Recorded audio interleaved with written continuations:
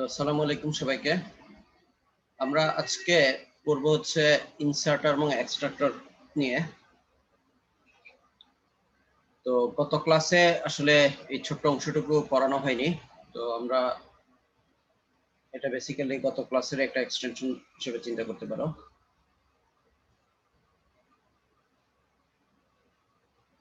তো C plus প্লাসে আমরা এই অপারেটরটাকে সাধারণত কি নামে চিনি,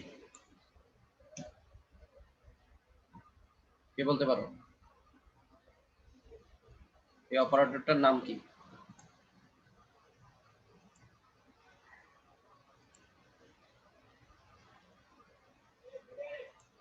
হ্যাঁ স্যার, লেফট শিফট। এটা তো সি তে শিখছো, মানে সি প্লাস প্লাসে সি ইন এর সাথে যখন আমরা বা সি আউট এর সাথে যখন ইউজ করি, বেসিক্যালি তো এটা সি আউট এর সাথে ইউজ করি। জি স্যার, সি আউট এর সাথে তখন হ্যাঁ, তখন হচ্ছে এটাকে কি অপারেটর বলে এটা তো স্যার না। জানো? এটা তো কোনো একটা কুইজে আসছিল। এটাকে বলা হচ্ছে ইনসার্শন অপারেটর।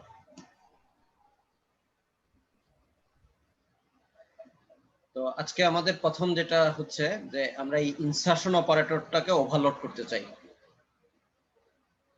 তাহলে এটাকে ইনসার্টার ফাংশন বলে, অথবা সংক্ষেপে ইনসার্টার বলে।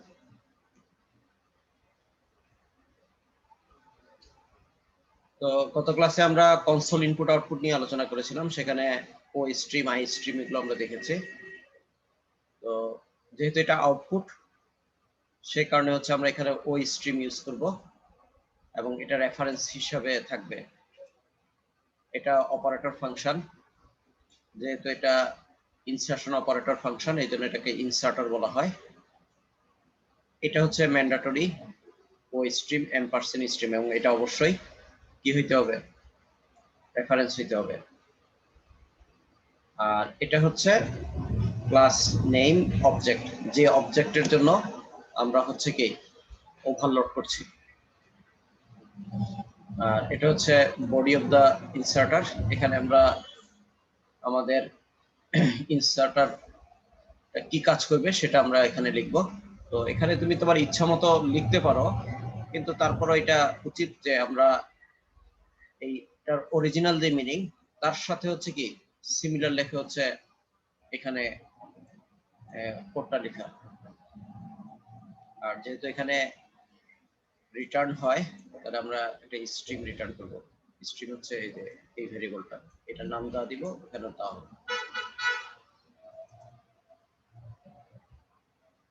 তো আমরা একটা এক্সাম্পল দেখলে আরেকটু বেটার হবে। এখানে একটা কথা বলেছে, সেটা হলো যে এই ফাংশনটাকে, এই ইনসার্টার ফাংশনটাকে কোন একটা ক্লাসের মেম্বার ফাংশন হিসেবে রাখা যাবে না। তো এটা আমি একটু পরে এক্সপ্লেইন করছি। এটাকে বেসিক্যালি হচ্ছে আমরা ফ্রেন্ড ফাংশন হিসেবে রাখি। তো এই এক্সাম্পলটা আগে দেখি, তারপর এটা এক্সপ্লেইন করি যে কেন এটা। তো এটা নিয়ে আমরা কাজ করেছি কোঅর্ডিনেট। তো একটা কোঅর্ডিনেটে বেসিক্যালি টু ডাইমেনশনাল কোঅর্ডিনেট যদি আমরা চিন্তা করি, তার দুটো থাকে, একটা হচ্ছে এক্স অ্যাক্সিসের জন্য একটা ভ্যালু, ওয়াই অ্যাক্সিসের জন্য আরেকটা ভ্যালু।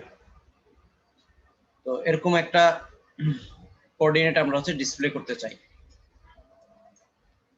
তো এখানে কোঅর্ডিনেট ক্লাস আছে, সেই ক্লাসের একটা অবজেক্ট এ আর একটা অবজেক্ট বি। এর মান হচ্ছে 1 1 আর বি এর মান হচ্ছে 10 23। তো এটা এখানে দেখে বুঝতে পারছো যে যদি আমরা কোনো ভ্যালু অ্যাসাইন না করতাম, তাহলে এই কনস্ট্রাক্টর ফাংশনটা কল হতো এবং 0 0 দিয়ে ইনিশিয়ালাইজ করতো। আর আমরা যদি মান পাঠাই, তাহলে এক্স এবং ওয়াই তার মানটা হচ্ছে পাচ্ছে আমরা যে মানটা পাঠাচ্ছি। তাহলে এই অবজেক্টের ক্ষেত্রে a ডট এক্স হচ্ছে কি 1, B dot sorry a dot Y হচ্ছেও 1, যেহেতু আমি a 1 1 বলেছি। বি এর ক্ষেত্রে বি ডট এক্সটা কত?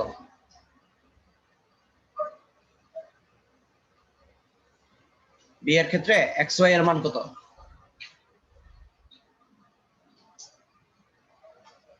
কি তোমরা সকাল সকাল কি ঘুমায় পড়লা নাকি সবাই? না স্যার, তাহলে 10:23। হ্যাঁ, মানে মাঝে মধ্যে একটু বলি যে তোমরা আসলে সজাগ আছো কিনা, কারণ অনলাইনে তো আর দেখা যাচ্ছে না তোমরা।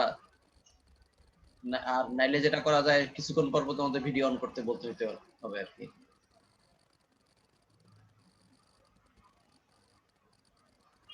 আচ্ছা, এখন আসো আমরা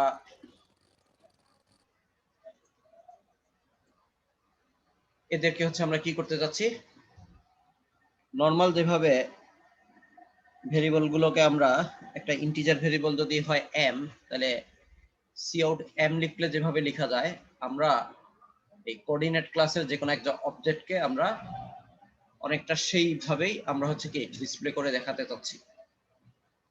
তাহলে আমরা যদি কাউট a লিখি, তাহলে এই ক্ষেত্রে হচ্ছে আমার কি ইনসার্টার ফাংশনটা হচ্ছে কল হবে। তো এখন ইনসার্টার ফাংশনটা কি করে দেখো, ইনসার্টার ফাংশনটা হচ্ছে এই যে অবজেক্টটা নিবে, তাহলে এটা হচ্ছে আবার এটা এখানে হচ্ছে পাস হবে, সেই এর জন্য a ডট এক্স এবং a ডট ওয়াই। তার মানে এটা যেহেতু পাস বাই পাস করেছি আমি, তাহলে সেটা হচ্ছে ওবি ডট এক্স এবং ওবি ডট ওয়াই।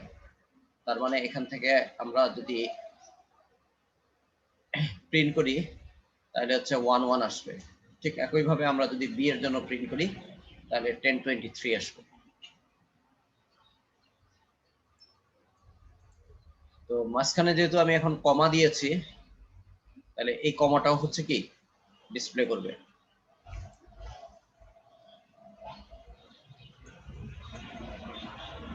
তো এর আগে হচ্ছে আমরা এই ধরনের ডিসপ্লের কাজ কিভাবে করেছিলাম মনে আছে?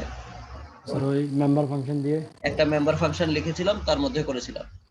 কিন্তু এটা কি অনেকটা মানে বেসিক ডাটা টাইপের কোন একটা ভেরিয়েবলকে যেভাবে ডিসপ্লে করি, আমরা কি তার মতো করে ডিসপ্লে করতে পারছি না? এটাই হচ্ছে এটাকে ওভারলোড করে সুবিধা।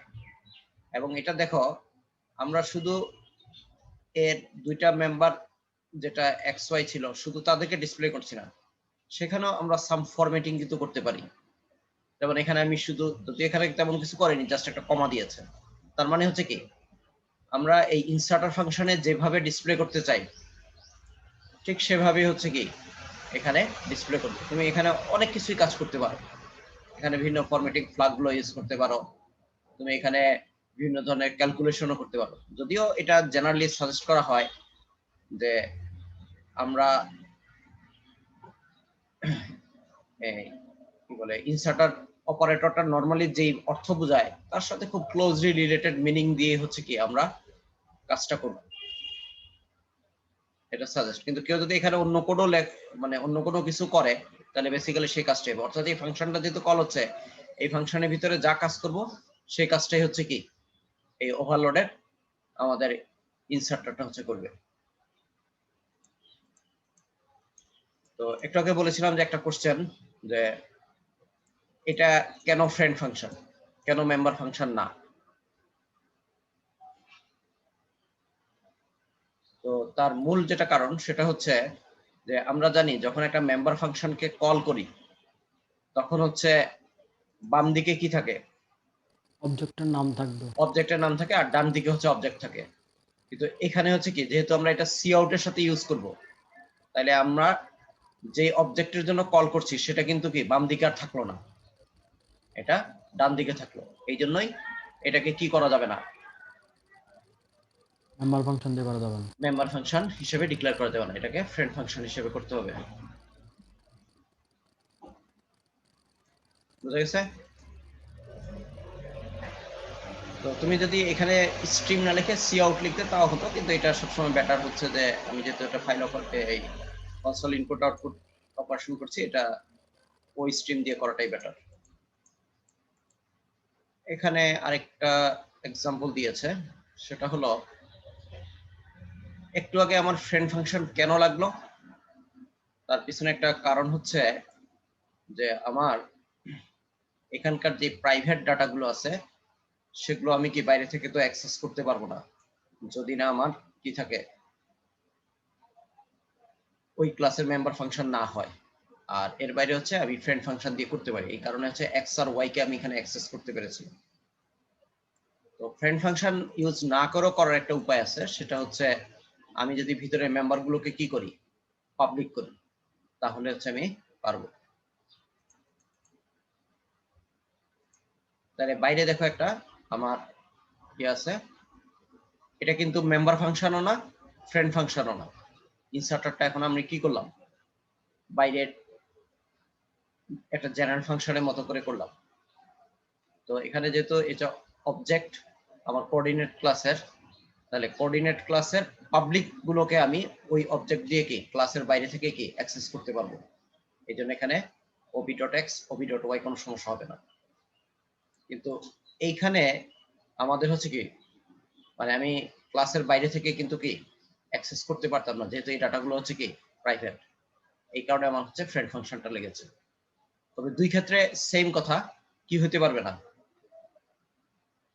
মেম্বার ফাংশন হইতে পারবে না। আমার এটা পাবলিক থাকুক আর প্রাইভেট থাকুক, প্রাইভেট থাকলে আমরা এটা ফ্রেন্ড ফাংশন দিয়ে করব, পাবলিক থাকলে আমরা ফ্রেন্ড ফাংশন দিয়েও করতে পারি, অথবা কি বাইরে থেকে নর্মাল একটা ইনসার্টার ফাংশন দিয়ে করতে পারি।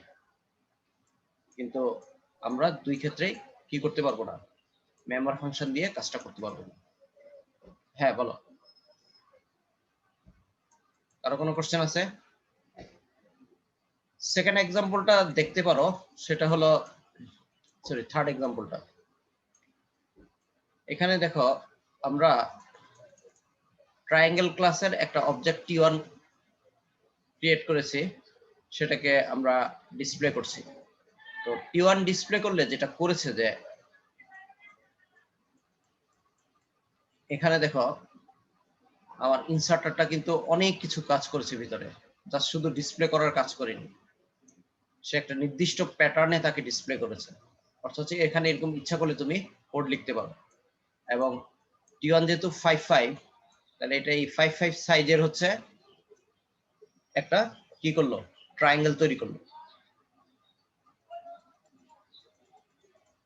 তো এটা যেহেতু 10-10, তাহলে এটা এই ফরম্যাটে হচ্ছে আবার হচ্ছে কি একটা ট্রায়াঙ্গেল তৈরি করলো। এই যে ভিতরের এই ফরম্যাটে এটাকে প্রিন্ট করা, তো এই কাজটা হচ্ছে তোমাদের কি এই ইনসার্টার ফাংশনের ভিতরে কাজগুলো করেছে।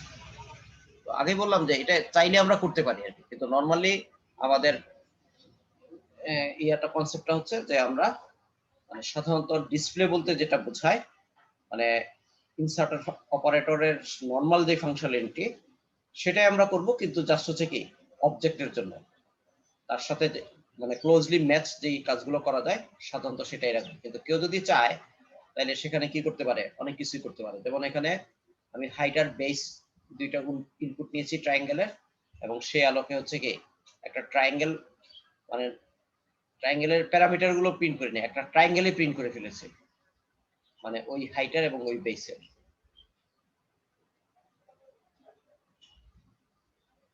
কোনো কোশ্চেন আছে এটুকুতে?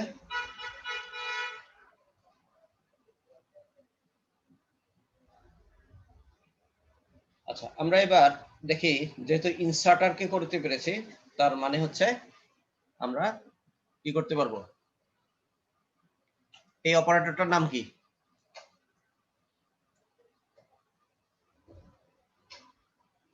কে বলতে পারো? এক্সট্রাক্টর। হ্যাঁ, এক্সট্রাকশন অপারেটর। ওইটা ছিল হচ্ছে ইনসার্শন অপারেটর, আর এটার নাম হচ্ছে এক্সট্রাকশন অপারেটর। তাহলে এই অপারেটরটাকে যদি আমরা ওভারলোড করি, তাহলে ফাংশনটার নাম হবে এক্সট্রাকশন ফাংশন, বা সংক্ষেপে এটাকে এক্সট্রাক্টর বলে। তাহলে ওইটার নাম হচ্ছে ইনসার্টার, আর এটার নাম হচ্ছে এক্সট্রাক্টর।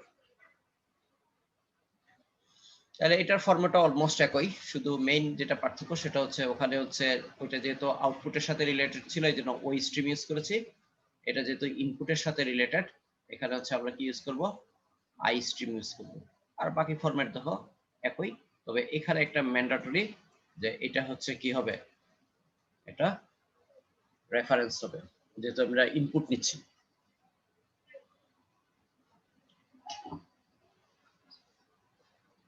তাহলে একটা এক্সাম্পল আমরা দেখি, তাহলে জিনিসটা ক্লিয়ার হবে।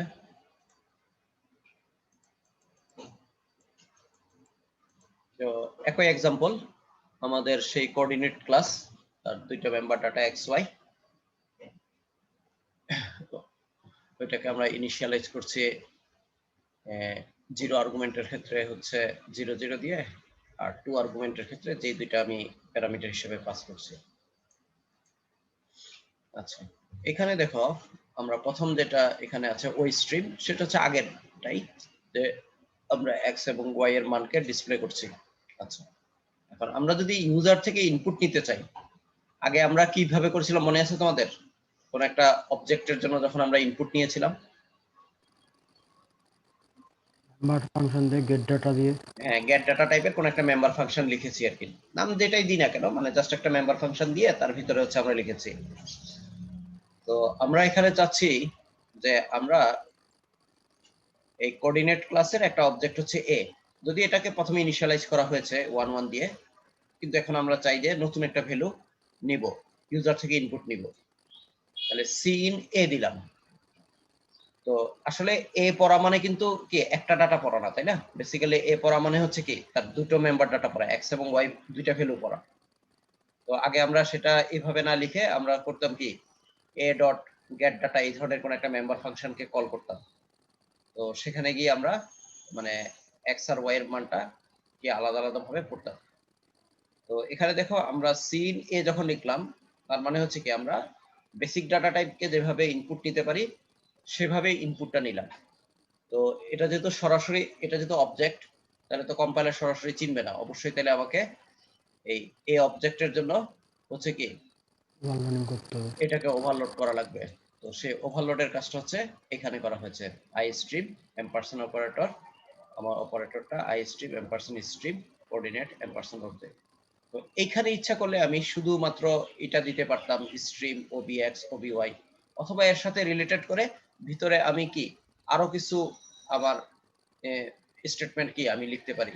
যেমন ধরো এখানে লিখলাম যে সি আউট এন্টার কোঅর্ডিনেটস, অর্থ হচ্ছে আমি যখন সিন এক্স দিলাম তখন, সরি সিন এ দিলাম, তখন এ অবজেক্ট পড়ার সময় প্রথমে আমার মনিটরে ডিসপ্লে করবে কি এন্টার কোঅর্ডিনেটস, যেহেতু এই ফাংশনের ভিতরে ঢুকে যা লেখা আছে তাই তো কাজ করবে, তাই না?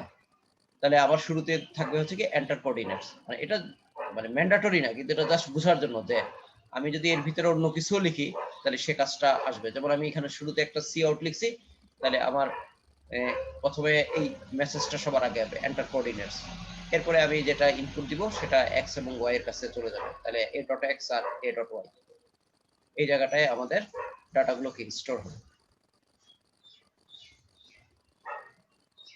তাহলে এখান থেকে প্রথমবার যেটা করবে সেটা হচ্ছে আমার যেটা ইনিশিয়ালাইজ করা হয়েছিল এ এবং বি এর মানকে, সেই মানগুলো করবে। আর আমি যখন সিন এ করলাম, এখন আমি ইউজার থেকে যদি ইনপুট দিই 5 আর 3, তাহলে আউটপুট হবে 5 3। স্যার হ্যাঁ, স্যার এখানে সি ইন এর আগে আমরা ওই এন্টার কোডেনটা যদি এখানে দিই এক লাইনে করা যাবে নাকি এটা আলাদা আলাদা লিখতে হবে? বুঝি নাই যদি সিন, মানে এন্টার কোঅর্ডিনেটটা যদি মেইন ফাংশনে লিখতে চাই ওখানে না দিয়ে, হ্যাঁ তাহলে এখানে লিখতে কি এক পারো। লাইনে লিখে যাবে চেইন এন্টার কোঅর্ডিনেট তারপর আবার? না না না, এখানে তাহলে তুমি প্রথমে লিখবা যে cout enter the coordinates, তারপরে সি আচ্ছা ইন আচ্ছা এ। স্যার, আচ্ছা স্যার। কিন্তু এটার সুবিধা হচ্ছে কি, যে তাহলে ধরো তুমি বি এর জন্য করলা, তাহলে তুমি আবার ওই কথাটা লিখতে হইতো না। জি স্যার। মানে স্যার ধরো বুঝছি আমি একটু পরে বি বি কেও পড়তে চাই আর কি, তাহলে আমি লিখতাম কি সি ইন বি, তাই না? জি স্যার। তাইলে আমার কি হতো, এখানেও তাহলে এর আমি আগে একটা উপর না দিয়ে স্যার। এন্টার দা কোঅর্ডিনেট কথাটা লিখতাম, তাই না? জি স্যার। কিন্তু এখন আমি যেহেতু ওখানে ওভারলোড করছি এবং তার মধ্যে দিয়েছি, তাইলে এই কোঅর্ডিনেট ক্লাসের যে কোনো অবজেক্ট যখন আমি রিড করতে যাচ্ছি ওভারলোডের দিয়ে, ওভারলোডে এক্সট্রাক্টর দিয়ে, তখনই হচ্ছে কি ওখানে যাবে এবং ওখান থেকে ওই মেসেজটা সবসময় ডিসপ্লে করবে এন্টার দা কোঅর্ডিনেট। এটা হচ্ছে সুবিধা আর কি, জি স্যার। যে আমার বুঝতে কাজটা। পারছি। আর আরেকটা হলো মূল যেটা সুবিধা সেটা হলো একটা বেসিক ডাটা টাইপের মতো করে হচ্ছে কি আমি এখন ইনপুট আউটপুট দিতে পারছি। মানে মূলত যেটা ট্রাই করা হচ্ছে মানে এই যে বিভিন্ন ইয়াগুলো দিয়ে, যে এই ওভারলোডিং দিয়ে মূলত হচ্ছে যে কাজটা করা হয় সেটা হচ্ছে বেসিক টাইপকে যেভাবে আমরা নরমালি চিন্তা করি, দেখি, কোডগুলো লিখি, অবজেক্টের জন্য হচ্ছে কি আমরা যেন সেভাবে করতে পারি। তাহলে এখানে প্রতিবার একটা একটা নিতে হবে, মানে সিন বি তারপরে সিন সি এভাবে না? বি এর সাথে আবার এক্সট্রা একটা দিয়ে সি দিলে ওটাও নিবে, নাকি একটা একটা খালি সিন দিয়ে না, দিয়ে নিতে তুমি হবে? ইচ্ছা করলে ডাবলও নিতে পারবো কোনো সাথে, তখন হচ্ছে যে ওই এন্টার দা কোঅর্ডিনেট একবারেই আসবে।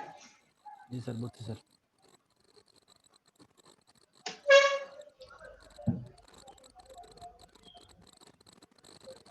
সরি একবার না, যেহেতু পরের বার আবার কল হবে, দুইবারই আসবে, মানে অর্থাৎ হচ্ছে আমি এটাও লিখতে পারবো, কোনো সমস্যা নেই। এ লিখলাম, তারপরে এটা লিখলাম, বি লিখলাম, তাও কাজ করবে, কোনো সমস্যা নেই।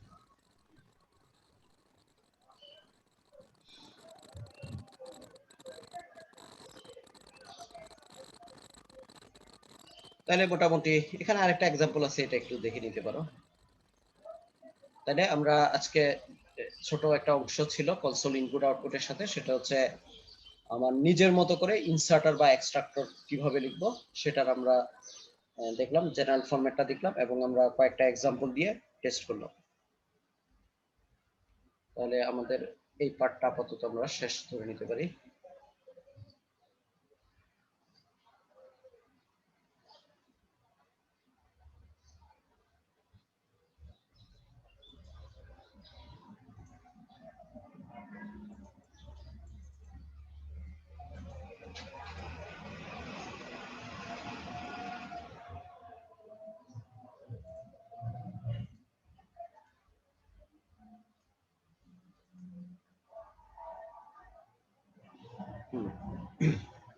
তো আমরা এখন করবো হচ্ছে ওয়ার্কিং উইথ ফাইলস।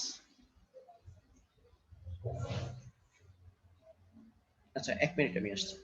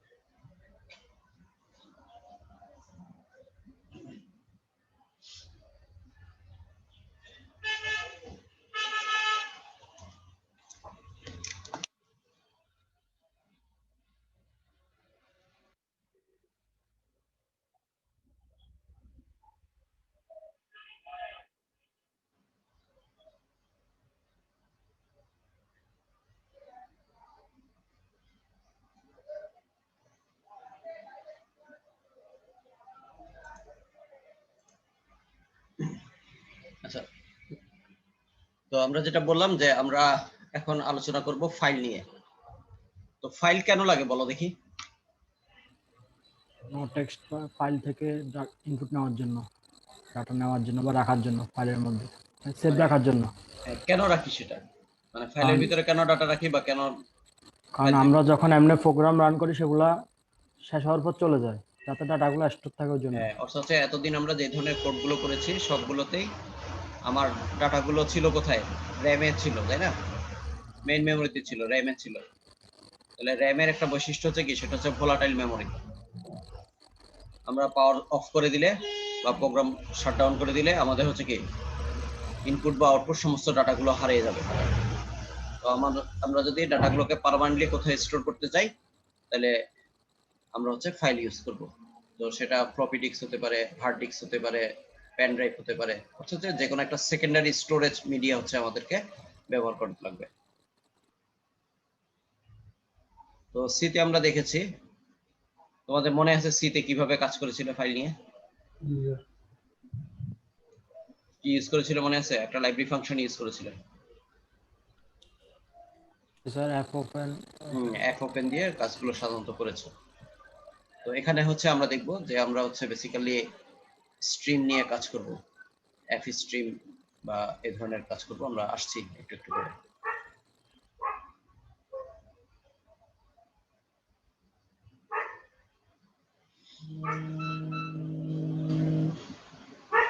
তো এটা বলা হয়েছে এরকম The stream that supplies data to the program is called input stream, and one that receives data from the program is called the output stream. যেটা বলছে the IO system of simply handle file operation which are very much similar to the console input output operation. অর্থাৎ হচ্ছে আমরা এর আগের চ্যাপ্টারে যেগুলো পড়েছি তার সাথে অনেকটুকু মিল। The input operation involves the creation of an input stream and linking it with the program and input file. Similarly, the output operation involves establishing an output stream with the necessary links with the program and output file.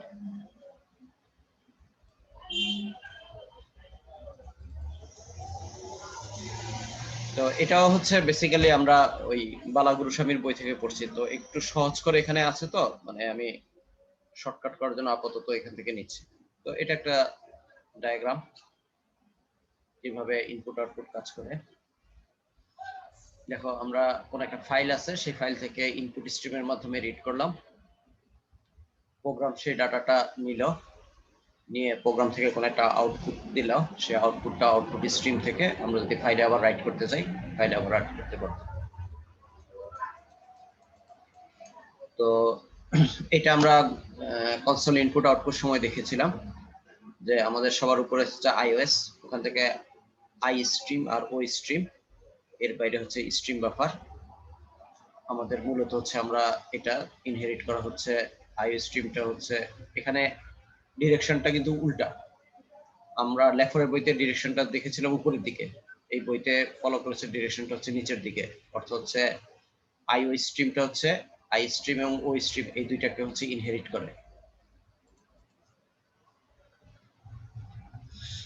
তো আইও stream থেকে আসছে হচ্ছে F stream,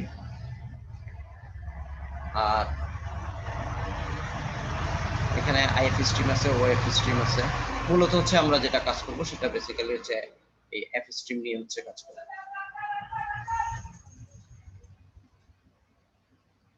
তো এখানে বলেছে file operation করতে গেলে একটা ফাইলের নাম দেওয়া লাগবে, ডাটা টাইপ বা স্ট্রাকচার কি কাজে করব, কি মেথডে ওপেন করব। এখানে স্ট্রিম ক্লাসগুলো ফাইল রিলেটেড স্ট্রিম ক্লাসগুলো নিয়ে বলেছে।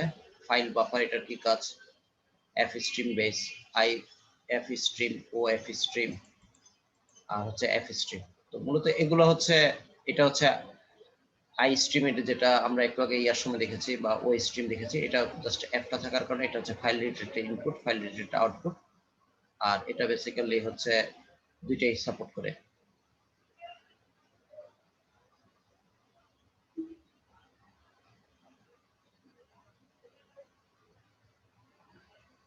Inherits all the function from iStream and OStream classes through IOStream.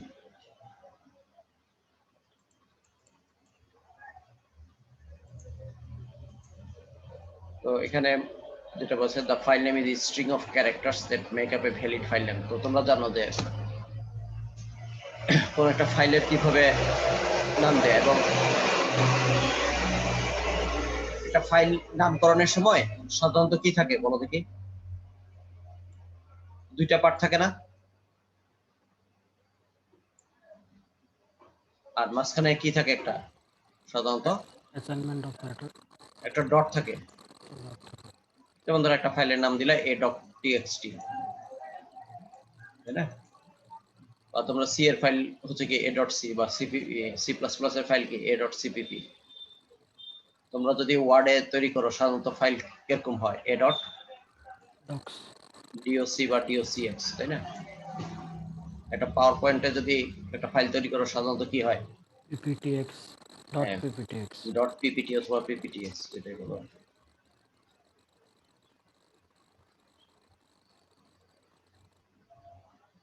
তো বললো কি for opening A file, firstly A file stream is created and then it is linked to the file name.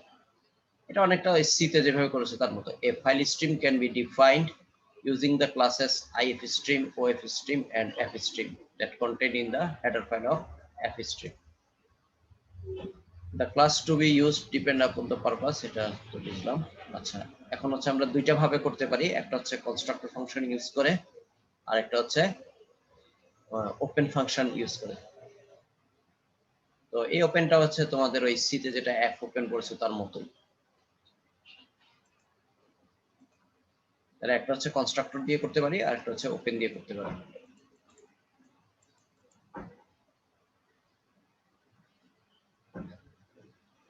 তো যেটা বলেছে যে আমরা কনস্ট্রাক্টরটা ইউজ করি সাধারণত যখন হচ্ছে যে আমরা একটা ফাইলকে সাধারণত ওপেন করি, আর আমরা যখন মাল্টিপল ফাইলকে ওপেন করতে যাব তখন হচ্ছে যে ওই ওপেন ফাংশন দিয়ে ইউজ করা ভালো উচিত আর কি।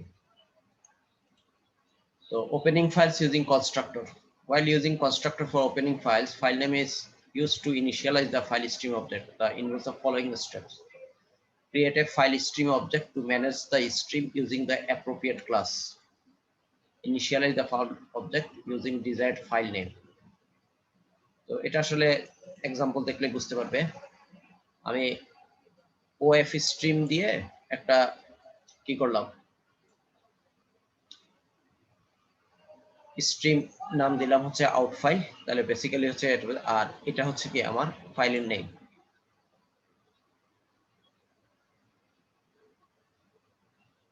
তো আমি যদি এটাতে এক্সটেনশন দিতে যেতাম তাহলে result.txt বা এই ধরনের এক্সটেনশন আমি দিতে পারবো। তো এই লাইনটার কাজ হচ্ছে this creates out file as an of stream object that manages the output stream. ঠিক একইভাবে আমি যদি এটা স্ট্রিমের নাম আর এটা হচ্ছে ফাইলের নাম, তো এখানেও এক্সটেনশন দেওয়া নেই, তুমি চাইলে এক্সটেনশন দিতে পারবে।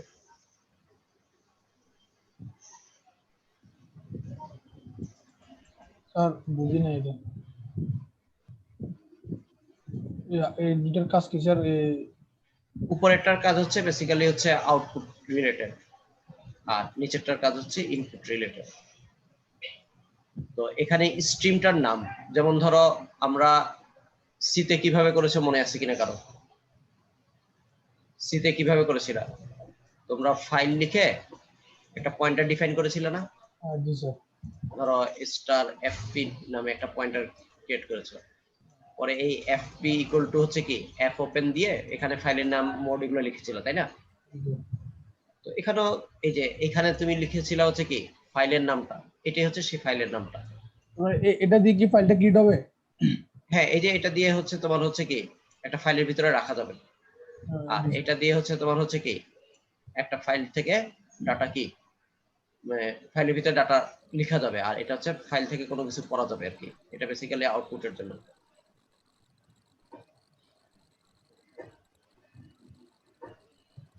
এটা ইনপুটের জন্য, এটা আউটপুটের জন্য। আর তোমার জাস্ট হচ্ছে এই জায়গায় দেখার জিনিস সেটা হলো এই যে এই ইয়াতে এখানে হচ্ছে এটা হচ্ছে ফাইলের নাম আর এটা হচ্ছে স্ট্রিমের নাম। তো স্ট্রিমটা তোমরা কি অনেকটা পয়েন্টার মতো করে চিন্তা করতে পারো। তাহলে আমরা সি তে রিড রাইট এফ এন্ড ওগুলো ইউজ করতে ওগুলো লাগবে না?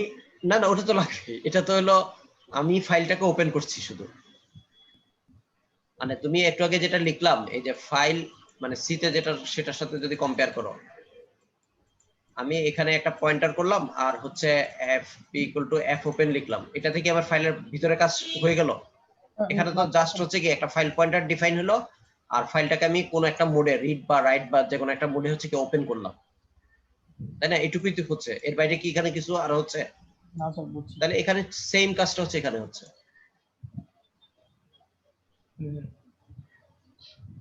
জাস্ট সিনট্যাক্সটা মনে রাখা। এখন একটা কাজ দেখি তাহলে বুঝবো। তো এখানে যেটা দেখানো হলো যে আমি একটা স্যালারি নামে ফাইল করলাম কিসের জন্য? আউটপুটের জন্য, আর এখানে হচ্ছে ইনপুটের জন্য, অর্থাৎ সেম ফাইলটা আমি এখানে আউটপুট আর এখানে হচ্ছে ইনপুট। তো এটাকে ইচ্ছা করলে আমরা মানে এখানে যেটা দেখানোর চেষ্টা করছে সেটা হচ্ছে আলাদা একটা ফাইলের মধ্যে আমি হচ্ছে ইনপুট আউটপুটের কাজ করছি। মানে একটা ফাইল হচ্ছে ডাটা ইনপুট নেওয়ার জন্য আর একটা ফাইল হচ্ছে ডাটা আউটপুট দেওয়ার, সেম ফাইলের উপরেই কাজ করছি, মানে ফাইলটার নাম হচ্ছে স্যালারি। তো ইচ্ছা করলে আমরা সেটা কি করতে পারি যে সেম একটা প্রোগ্রামের ভিতরে কি করতে পারি, প্রথমে আমরা ধরো হচ্ছে ফাইলের ভিতরে কিছু রাইট করলাম, পরে আমরা সেই ফাইল থেকে কিছু হচ্ছে কি রিড করলাম, বা উল্টাটাও আমরা করতে পারি। তো সেই ক্ষেত্রে হচ্ছে প্রথমে আমি ফাইলটাকে ওপেন করে কাজ করে আমাকে হচ্ছে কি ফাইলটাকে ক্লোজ করতে হবে। তো তো সি তে তোমাদের মনে আছে কিনা একটা ফাংশন ছিল এফ ক্লোজ, মনে আছে? ফাইল জি। শেষে আমাদের এটা করতে হতো, এখানে ফাইল পয়েন্টারটা দিতে হতো। ঠিক একই কাজটা হচ্ছে এখানে, আমরা এখানে ফাইলটাকে ক্লোজ করলাম, ক্লোজ করে আবার নতুন করে ওপেন করলাম, আবার কাজ শেষ হচ্ছে কি আবার ক্লোজ করে দিলাম। তো আমার মনে হয় একটা এক্সাম্পল দেখলে পুরো জিনিসটা আরেকটু ক্লিয়ার হবে। তো এখানে আমরা বেসিক্যালি এখন আমরা কিন্তু ওই ওপেন ফাংশন ইউজ না করে করছি, বেসিক্যালি ডিফল্ট যে কনস্ট্রাক্টর আছে সেটাকে আমরা এখানে ইউজ করছি। তো আমরা এখানে ওএফ স্ট্রিম দিয়ে একটা আউট এফ, তাহলে আমার স্ট্রিমের নাম হচ্ছে আউট এফ আর ফাইলের নাম হচ্ছে কি আইটেম। তাহলে সেইটাকে আমরা লিখবো, প্রথমে আমরা ইউজার থেকে ইনপুট নিলাম, এন্টার আইটেম নেম, আমরা সিন দিয়ে হচ্ছে নেমটা হচ্ছে ইউজার থেকে নিয়েছি কিন্তু এটা, আর এইটা দিয়ে হচ্ছে আমরা কি করছি ফাইলের মধ্যে লিখতেছি।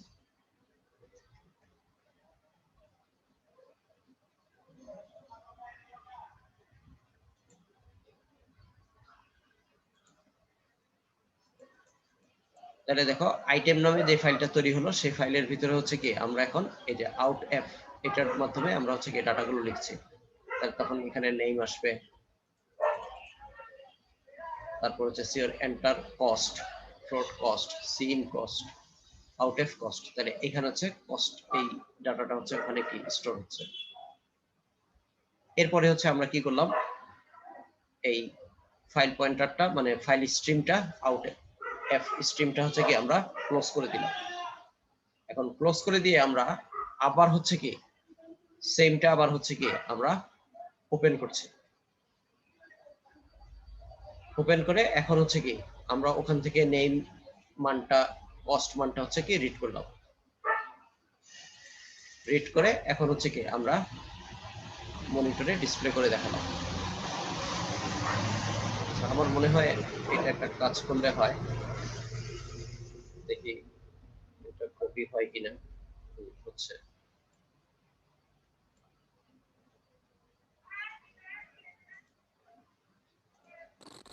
স্যার এখানে আউট অ্যাপটা ওই অ্যাপ প্রিন্ট অ্যাপ যেটা দিয়ে মোটর কাজ করতেছে, হ্যাঁ মানে মানে ওই আগে পয়েন্টারের হ্যাঁ লেখার জন্য অ্যাপ প্রিন্ট অ্যাপ মানে দিয়ে লিখতাম না। বেসিক্যালি সি থেকে তোমার সি প্লাস প্লাসে হচ্ছে এই এই স্ট্রিম দিয়ে যদি করি তাহলে ইনপুট আউটপুট অপারেশন গুলো আরো সহজ হয়ে যায়।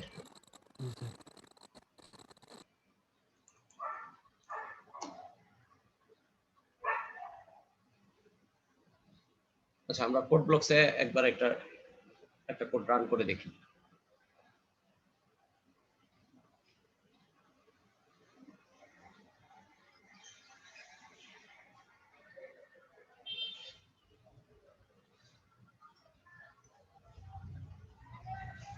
স্যার এটাতে ফাইলটা কোন মোডে ক্রিয়েট হচ্ছে স্যার?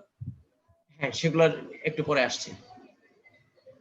মানে এখানে যেহেতু আমরা কিছুই বলছি না, ডিফল্ট হচ্ছে আমি যখন ইনপুট স্ট্রিম ইউজ করব, আইএফ স্ট্রিম ইউজ করব তখন হচ্ছে সেটা রিড মোডে হচ্ছে, আর যখন আমি হচ্ছে ওএফ স্ট্রিম ইউজ করব তখন সেটা হচ্ছে রাইট মোডে হচ্ছে। আর আমরা পরে যখন ওপেন ফাংশন দিয়ে কাজ করব, ওপেন ফাংশনটা আসলে ওই সি এর এফ ওপেন এর মতোই আর কি, তো সেখানে বিভিন্ন মোডগুলো আবার দেখবো।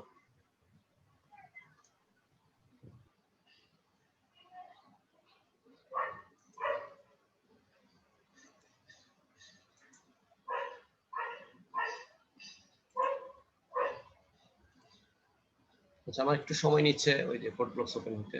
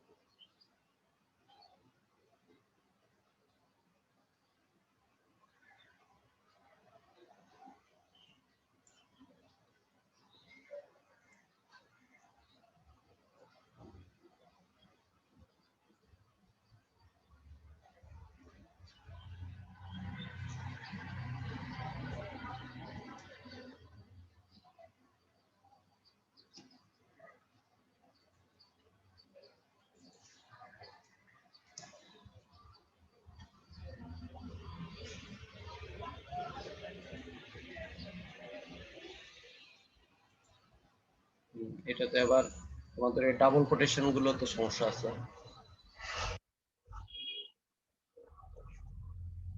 এটা আসলে আগে টাইপ করে রাখলে ভালো হতো। আচ্ছা যাই করছি।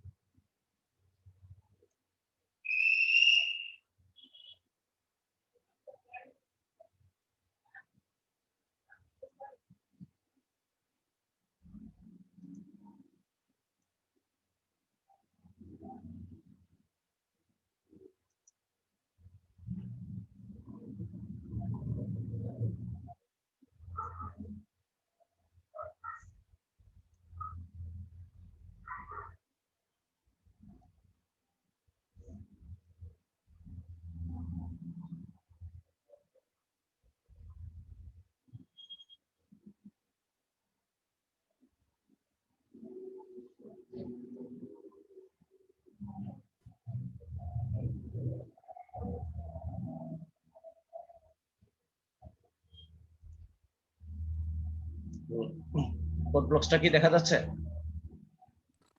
স্যার দেখা যাচ্ছে। Yes, sir.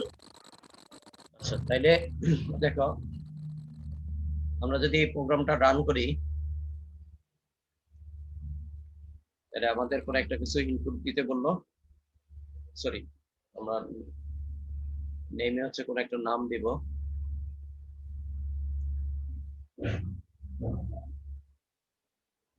ধরো নাম দিলাম হচ্ছে এ, আর তার প্রাইস দিলাম হচ্ছে ধরো 222। তাহলে হচ্ছে আমার এ এবং 222 এটা কিন্তু একটা ফাইলের ভিতরে রাইট হয়েছে। এরপরে ওই ফাইল থেকে আবার রিড করে এরপর হচ্ছে আমি দেখাচ্ছি।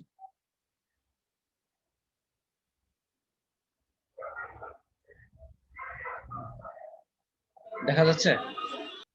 তাহলে আমরা ইনপুট দিলাম এ22, তাহলে এটা এটা হচ্ছে আমার ডিসপ্লে করছে, কিন্তু এই ডিসপ্লেটা কিন্তু আমার কোথায় থেকে হচ্ছে? ফাইল থেকে রিড করে তারপর হচ্ছে। তাহলে আমরা এখন দেখি আসলে ফাইলটা কোথায় স্টোর হলো। আচ্ছা আমরা একটা পাথ দিয়ে দিই, ধরো আমরা ধরো বললাম, আর ধরো এটার নাম যদি আমরা ইয়া দিয়ে দিই, টিএক্সটি দিয়ে দিই, আর বেটার হবে।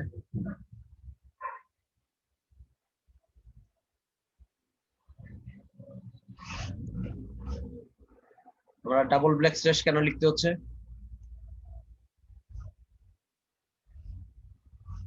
ব্যাকস্ল্যাশ একটা না দিয়ে দুইটা দিচ্ছি কেন? আর কনসোলটা যায় না এখনো। ও কনসোল। আচ্ছা আচ্ছা বুঝছি। আবার চলে গেছে না? আচ্ছা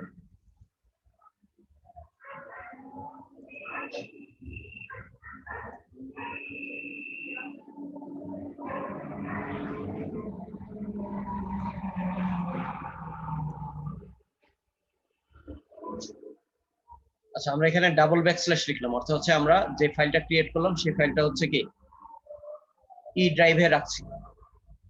আর যদি কিছু না লিখতাম তাহলে আমার ডিফল্ট ড্রাইভ যেটা সেখানে হচ্ছে যে স্টোর হতো।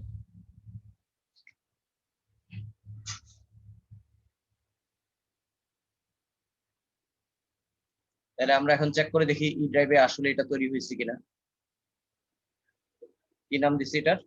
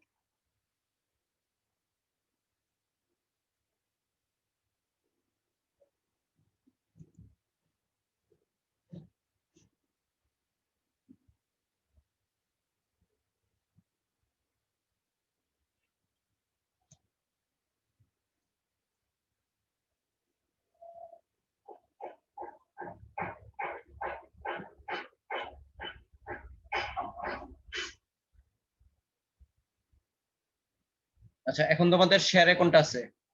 কোড ব্লকসটা? জি স্যার, block। প্যানেলটা আছে। হ্যাঁ, আচ্ছা। তাহলে এখানে দেখো আমি ই ড্রাইভে item.txt নামে একটা ফাইল তৈরি করলাম। আচ্ছা, এখন হচ্ছে আমি যদি প্রোগ্রামটা রান করি,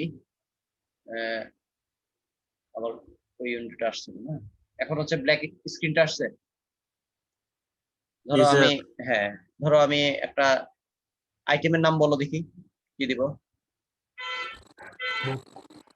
হ্যাঁ, যে কোনো একটা নাম বলো না, কোন একটা প্রোডাক্টের নাম বলো।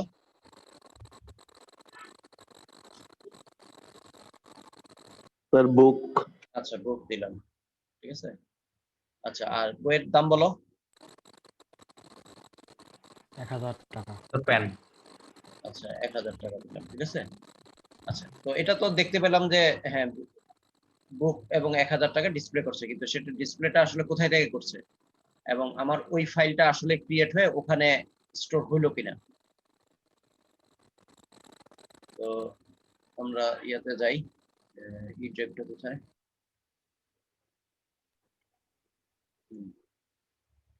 আমরা ই ড্রাইভে গেলাম। দেখো ই ড্রাইভে এই যে item.txt নামে হচ্ছে ফাইলটা তৈরি হলো, এবং আমরা ভিতরে কি চেক করে দেখলাম যে আমরা একটু আগে যে বুক এবং 1000 লিখলাম সেটা হচ্ছে কি, ও ওইটা কি দেখা যাচ্ছে না? দেখা যাচ্ছে না? না স্যার, শুধু ফাইলের ওটা দেখা যাচ্ছে। ফাইলটা text দেখা কোনো যাচ্ছে। নেই। এখন দেখা যাচ্ছে না, ফাইলটা? জি জি স্যার। হ্যাঁ, স্যার। তাহলে জি স্যার। ই ড্রাইভের ভিতরে বুক এবং 1000 এই ডাটাটা হচ্ছে স্টোর হচ্ছে। মানে এটা হচ্ছে মূল মানে ব্যাপার, যে আমি যে একটা ফাইলের ভিতরে ফাইল ক্রিয়েট করলাম, ক্রিয়েট করে তার মধ্যে ডাটাগুলো লিখতে পারলাম, আবার ওইখান থেকে হচ্ছে কি আমরা হচ্ছে কি ডাটাগুলো পরে ডিসপ্লে করে দেখাচ্ছি। যেমন ধরো আমি এটা চেঞ্জ করে নিলাম, ধরো এটার নাম দিলাম বুক 1, আর এখানে দিলাম হচ্ছে ধরো মানটা চেঞ্জ করে দিলাম 105.3 দিলাম, ঠিক আছে। আমি এটা এখন সেভ করলাম, বন্ধ করে দিলাম।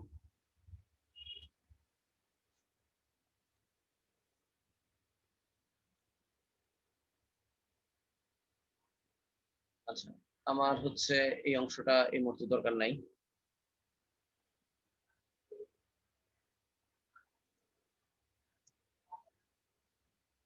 আচ্ছা, এখন আমি শুধু হচ্ছে ওই ফাইলটা থেকে পড়তে চাচ্ছি, তো তাহলে কি হবে দেখো।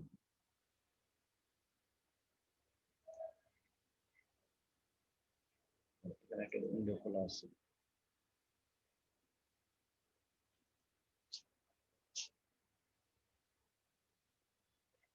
ও, ভেরিয়েবল গুলো ঝামেলা করছে।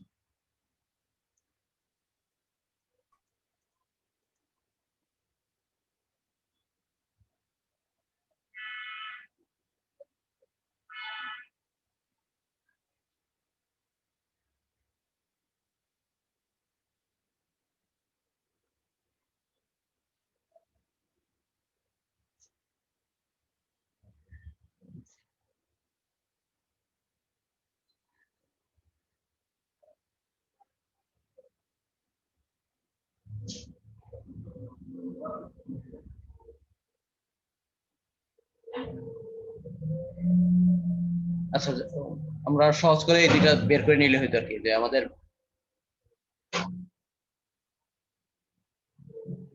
এখন দেখো, এখন হচ্ছে কি আমরা ইউজার থেকে কোনো ইনপুট নিচ্ছি না, আমরা ওই ফাইল থেকে ডাইরেক্টলি কি করতে চাচ্ছি, ডাটাগুলো পরে ডিসপ্লে করে দেখাতে যাচ্ছে।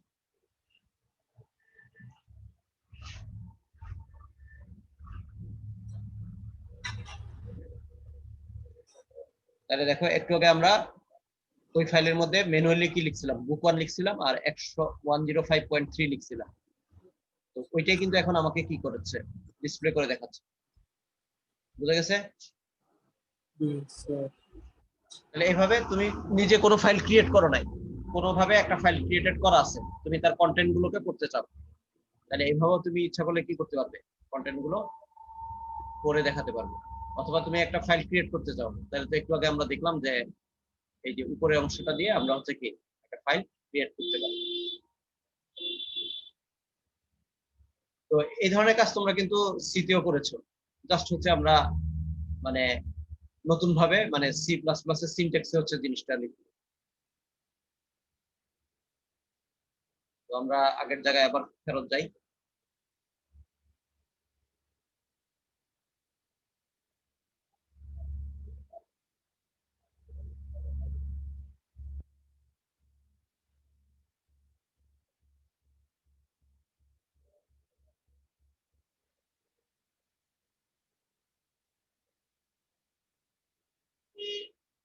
আচ্ছা, তাহলে আমরা এখন দেখি, একটু আগে আমরা যেটা করলাম সেটা হচ্ছে কনস্ট্রাক্টর দিয়ে। তো কনস্ট্রাক্টর ফাংশনটা কিন্তু আমাদের লিখতে হয় নাই, এটা অটোমেটিক্যালি মানে ডিফল্ট কনস্ট্রাক্টর হচ্ছে এখানে কাজ করেছে।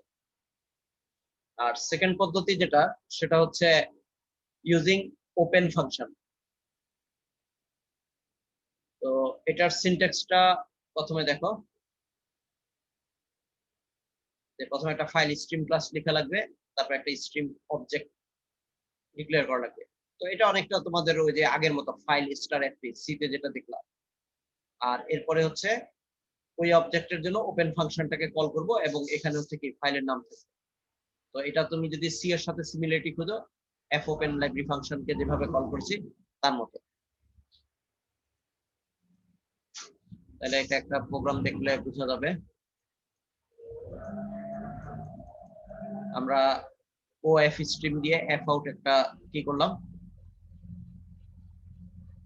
স্ট্রিম ডিফাইন করলাম, F out dot open country. তাহলে এই কান্ট্রিটা কি, এটা কিসের নেম বলো দেখি? ফাইলের ফাইলের নাম। আগে বললাম যে এই বইতে কেন যেন এক্সটেনশন গুলো দেয়া নাই, বেটার হচ্ছে একটা এক্সটেনশন দেওয়া। এরপরে হচ্ছে আমি সেখানে হচ্ছে এই ডাটাগুলো কি লিখছি। তার মানে আমার এই কান্ট্রি ফাইলটার মধ্যে United state of America, United kingdom, south Korea, এই তিনটা ফাইলের নাম, এই তিনটা কান্ট্রির নাম হচ্ছে কি স্টোর হলো, এই এফ আউট দিয়ে সরাসরি ওখানে লেখা হয়ে গেল।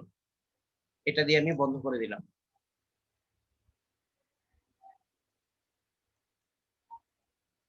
এরপরে হচ্ছে আমি আবার আরেকটা ফাইল ওপেন করলাম, একই পয়েন্টার, কিন্তু মানে পয়েন্টার তো না, এটা একই স্ট্রিং। যে আরেকটা করলাম, এটার নাম হচ্ছে কি ক্যাপিটাল। তাহলে কিন্তু এখন কি একটা ফাইল কিন্তু ক্রিয়েট হচ্ছে না, কয়টা ফাইল ক্রিয়েট হচ্ছে? দুইটা। দুইটা। প্রথমে নাম ছিল কান্ট্রি, পরে হচ্ছে ক্যাপিটাল। তো এখানে এই নামগুলো আমি লিখলাম, আবার হচ্ছে কি ক্লোজ করে দিলাম। তাহলে আমার দুইটা ফাইল ওপেন হলো, একটা হচ্ছে কান্ট্রি আর একটা হচ্ছে ক্যাপিটাল। তো কান্ট্রিতে তিনটা কান্ট্রির নাম লিখলাম, ক্যাপিটালে তিনটা ক্যাপিটালের নাম লিখলাম।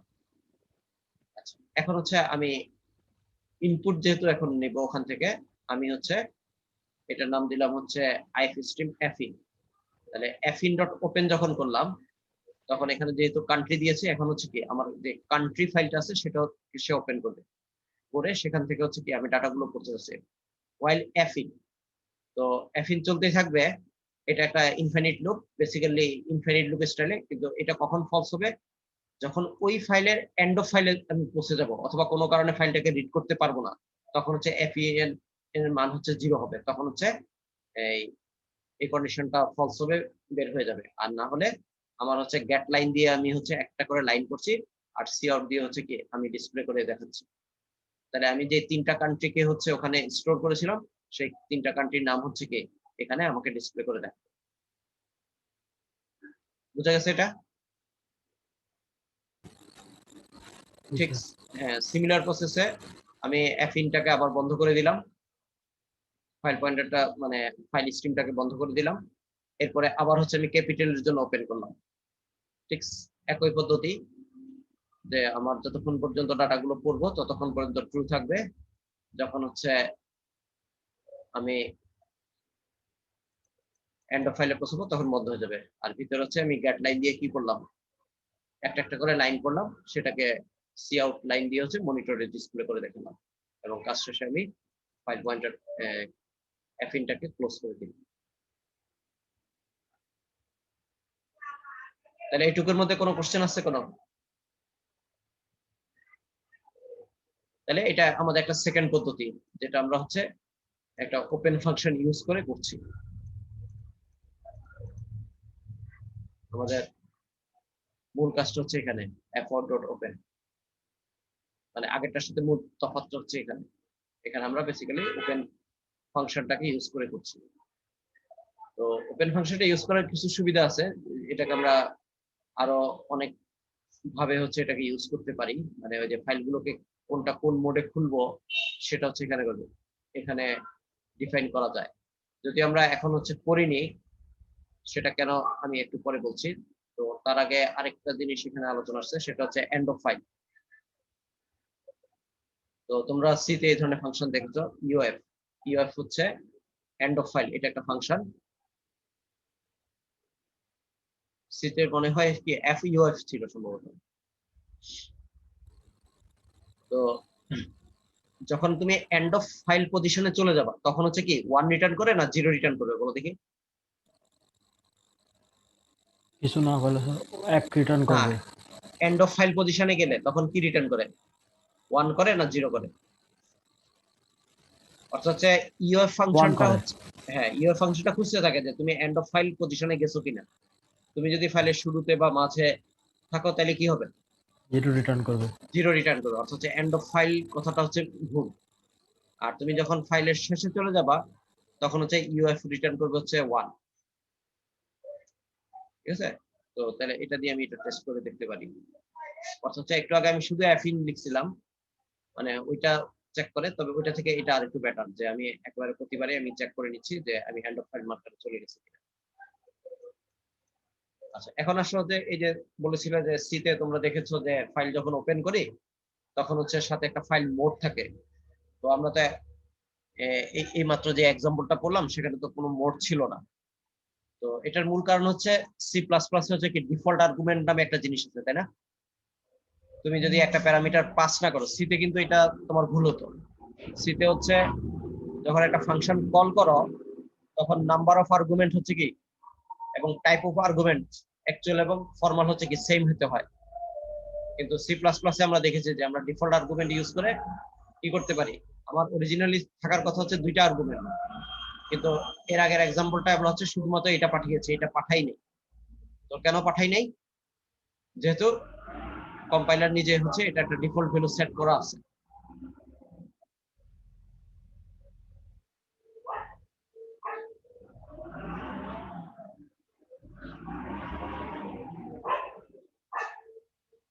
এখন কি ডিফল্ট ভ্যালু সেট করা আছে? সেটা হচ্ছে তুমি যদি আইএফ স্ট্রিম দিয়ে করো তাহলে ডিফল্ট হচ্ছে ইন, আর তুমি যদি ওএফ স্ট্রিম দিয়ে করো তাহলে ডিফল্ট হচ্ছে আউট। তার মানে আইএফ স্ট্রিম দিয়ে করলে ডিফল্টটা হচ্ছে ওপেনিং ফর রিডিং অনলি। অর্থাৎ হচ্ছে সি এর সাথে যদি চিন্তা করো এটা হচ্ছে আর, মানে আছে তোমাদের সি তে কি ইউজ করেছিল? আর ইউজ করেছিল। আর সি এর সাথে যদি এটা চিন্তা করো ওয়েব স্ট্রিমেরটা, এটা ডিফল্ট হচ্ছে কি রাইটিং অনলি, তার মানে হচ্ছে এটা ডব্লিউ।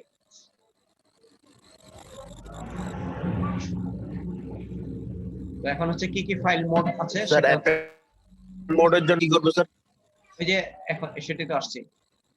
তাহলে হচ্ছে সি থেকে বরং এখানে আরো অনেকগুলো বেশি আছে। এপিপি হচ্ছে অ্যাপেন্ড মোডের জন্য, এটি হচ্ছে end of file on opening.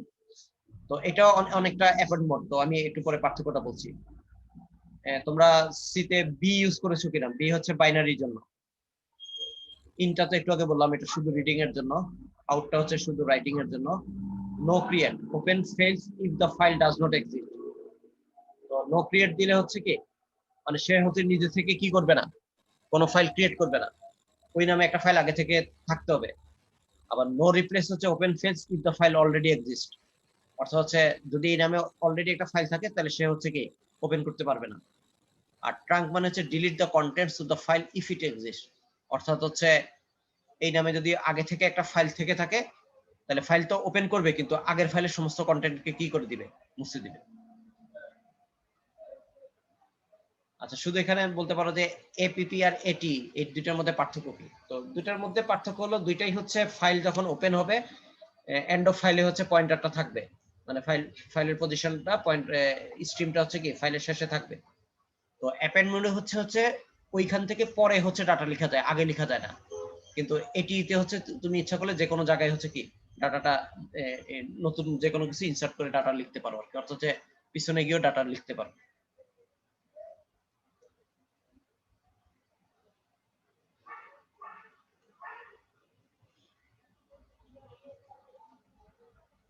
আচ্ছা, এখানে একটু ডিফল্ট কিছু বলেছে।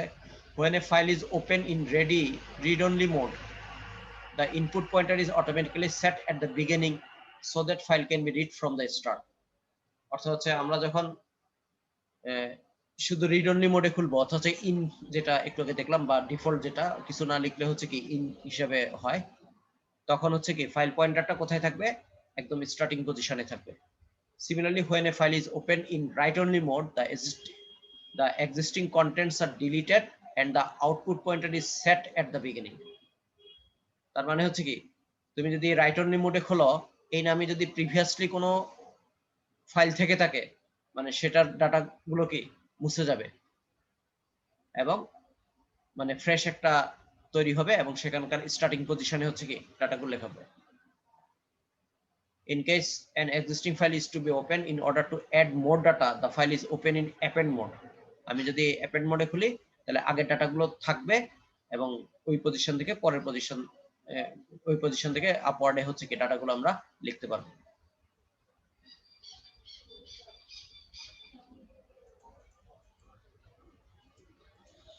আচ্ছা, এবার আসলে হচ্ছে function for manipulations of file pointer. তো কিছু ফাংশন আছে, তোমরা এগুলো আসলে সিটিও তোমরা হয়তো অনেক সময় পড়ানো হয়, তোমাদের ftel এগুলো পড়াইছে সিতে তোমরা ftel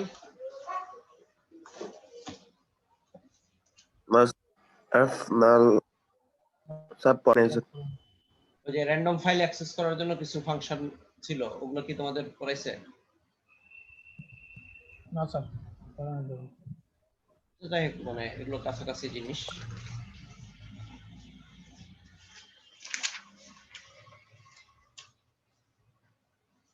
এই যে এফ মানে সিক, তারপরে ftel, মানে এগুলো তোমাদের পড়া নাই না? না স্যার। মানে fsig ftel এই ধরনের কিছু ফাংশন ইয়াতে আছে, ftel rewind fset ftel এই ধরনের ফাংশন আছে। তাই এইগুলো হচ্ছে তার কাছাকাছি, এটা বুঝলে তোমরা যদি সি এর ওই ফাংশনগুলো এখন দেখো বুঝতে পারবে। তো সি প্লাস প্লাস এর নাম দিয়েছে হচ্ছে sigg, আর সিতে এটার নাম ছিল হচ্ছে fsig। তো sigg এর কাজ হচ্ছে moves pointer to a specified location, অর্থাৎ হচ্ছে একটা ফাইলের ভিতরে কোন পজিশনে নিয়ে যাবে সেটা তুমি বলে দিতে পারো। তো এখানে দুইটা ভাগ করেছে, একটা হচ্ছে sigg আর একটা হচ্ছে sigp। তো p ইউজ করব হচ্ছে আউটপুটের জন্য আর g ইউজ করব হচ্ছে ইনপুটের জন্য। তাহলে আমি এটা ইনপুট স্ট্রিম ইউজ করব আর একটা হচ্ছে আউটপুট স্ট্রিম ইউজ করব। ঠিক একই ভাবে টেল জি হচ্ছে give the current position of the get pointer, অর্থাৎ হচ্ছে টেল জি বলবে আমি এই মুহূর্তে কোন জায়গায় আছি, আর টেল পি বলবে হচ্ছে আমি এই মুহূর্তে কোথায় আছি, সেটা হচ্ছে কি পুট পয়েন্টার বা ইয়ার জন্য, আউটপুটের জন্য, আর ওটা হচ্ছে ইনপুটের জন্য। যেমন এখানে একটা দিল ফর এক্সাম্পল infile.sigg10, এটা কি করবে, sigg আমরা একটু বললাম যে মুভ করে দে, তাহলে এটা হচ্ছে 10 বাইট মুভ করবে কোথায় থেকে, স্টার্টিং পজিশন থেকে। তার মানে এটা আমার কততম বাইটে চলে যাবে। তো এখানে ধরে নেওয়া হয় যে প্রথম বাইট হচ্ছে 0,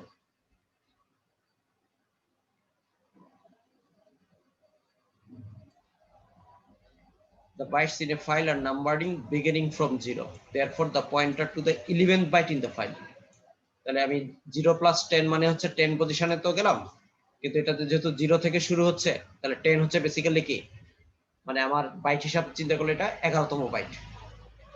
তো এখানে আমি যদি 100 দিতাম তাহলে কি 100 ঘোরা ফরওয়ার্ড হতো, তার মানে বেসিক্যালি 101তম বাইটে গিয়ে আমি হচ্ছে পৌঁছাতাম।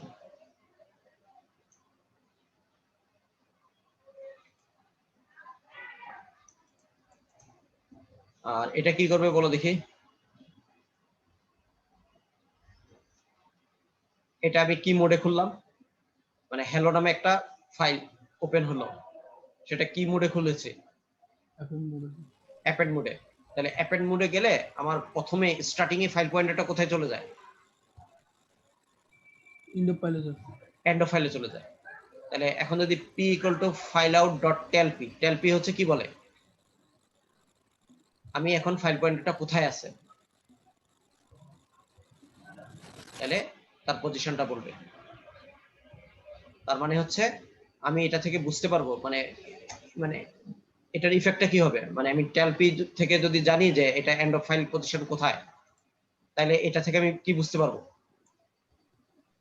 আমার ফাইলে আগে থেকে যে কন্টেন্ট গুলো ছিল তার সাইজ কত, সেটা কত বাইটে, অর্থাৎ হচ্ছে কত নাম্বার অফ বাইটস আগে থেকে ওখানে লেখা আছে।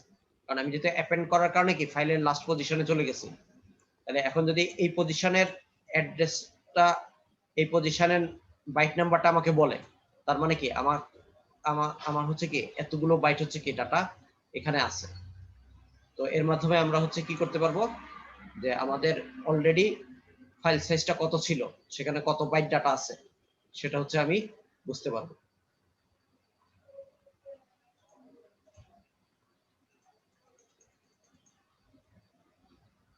আর আরেকটা আছে, সেটা হচ্ছে যে fseek এবং fp, এখানেও ওই ঠিক আগের মতো কথা, আমরা একটু আগে যখন ইউজ করেছি শুধুমাত্র এটাই লিখেছি, পরেরটা আমরা লিখি নাই। তো পরেরটা হচ্ছে বেসিক্যালি ডিফল্ট ভ্যালু থেকে আসছিল। তো আমরা এটাকে আবার কি করতে পারি, যে এখানে কি কি ইউজ করা যায়, এখানে ব্যাক, কার, এন্ড,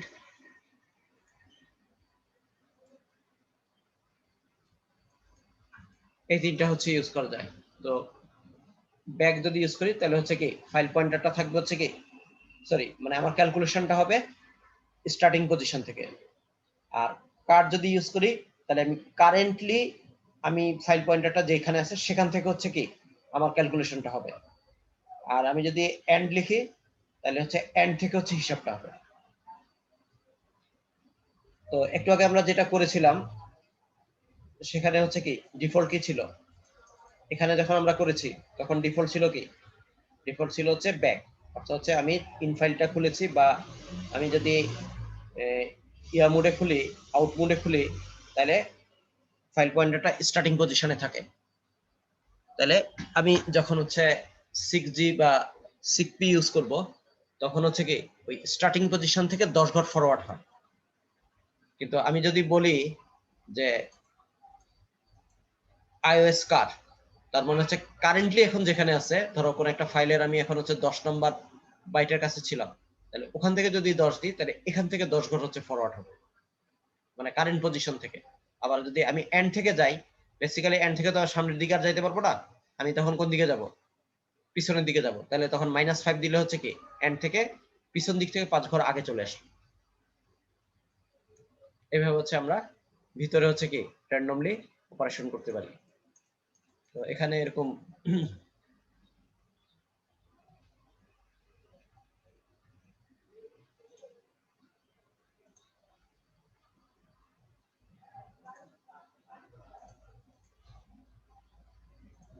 আচ্ছা, এই টেবিলটা দেখলে মোটামুটি আইডিয়া হবে যে আমাদের 6G বা এখানে সবগুলো অবশ্য 6G দিয়ে দিছে, আমরা সিমিলারলি কি 6P এর ক্ষেত্রে করতে পারতাম।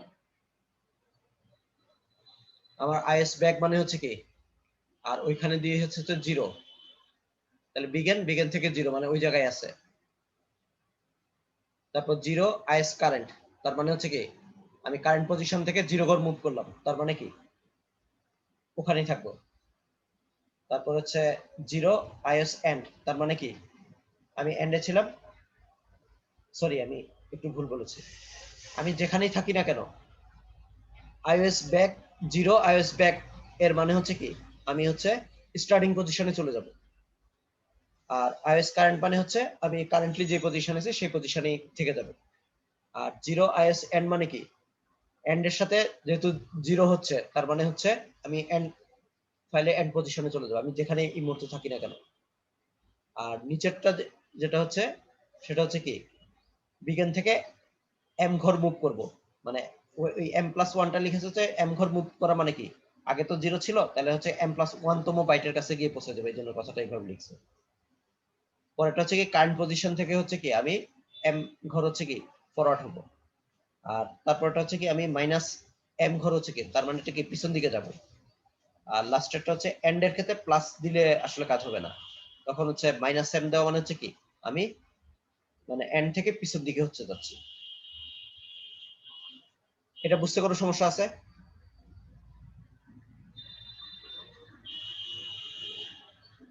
এই টেবিলটা বুঝতে পেরেছো? স্যার এটা তো জিরো না, এটা মনে হয় ও স্যার না না, জিরো ওই লম্বা হয়েছে। কত, এটা হচ্ছে জিরো, মানে বইয়ের প্রিন্টিংটা হয়তো ভালো না আর কি, এটা হচ্ছে জিরো। মানে আমি যদি কারেন্ট পজিশনে থাকি এবং সেখান থেকে জিরো বাইট মানে মুভ করি তাহলে কি হবে, কারেন্ট পজিশনে থেকে যাব না। আর আইএস ব্যাক বললে মানে কি আমি হচ্ছে মুভ করব বিগিন থেকে জিরো ঘর, তার মানে আমি এখন যেখানেই থাকি না কেন কোথায় চলে আসবো, স্টার্টিং বিগিনে চলে আসবে। বিগিনে চলে আসবো। আর লাস্ট ওইটা হচ্ছে আইএস এন্ড মানে হচ্ছে কি আমি যেখানেই থাকি না কেন এন্ড থেকে জিরো ঘর হচ্ছে কি ফরওয়ার্ড, তার মানে কি এন্ডেই বসে যাব। আর পরেরগুলোতে হচ্ছে জিরো না দিয়ে আমি হচ্ছে এম বাইট মুভ করতে পারি, সেটা পজিটিভ ডাইরেকশনে করতে পারি, নেগেটিভ ডাইরেকশনে কি করতে পারি। তো বিগিনের ক্ষেত্রে নেগেটিভ ডাইরেকশন করার কোনো মানে নাই, আর এন্ডের ক্ষেত্রে হচ্ছে কি পজিটিভ ডাইরেকশন করার কোনো মানে নাই, তাহলে এটা ভুল হবে, ওই অপারেশনটা হবে না। তো এরপরে দেখো যে আমরা কি করতে পারি, ফাইলের ডাটাগুলো পুট এবং গেট দিয়ে নিতে পারি, রাইট এবং রিড দিয়ে নিতে পারি। তাহলে পুট এবং গেটের কাজ হচ্ছে কি একটা একটা করে ক্যারেক্টার পড়া এবং ডিসপ্লে করা। তো আমার মনে হয় এই প্রোগ্রামটা দেখলে বুঝতে পারবে। এটুক পর্যন্ত বুঝতেছো, এফ স্ট্রিম ফাইল এটা ওপেন করলো, তারপরে হচ্ছে এখানে এই যে আমরা হচ্ছে ফাইল ডট পুট স্ট্রিং, মানে এটা যেটা একটা লুপ চালাচ্ছি তাহলে স্ট্রিং আইতম যেই ইন্ডেক্সে যেই মানটা ছিল আমরা ইনপুট নেওয়ার সময় সেটাকে ফাইল ডট পুট দিয়ে হচ্ছে কি ওই ফাইলের ভিতর আমরা রাইট করছি।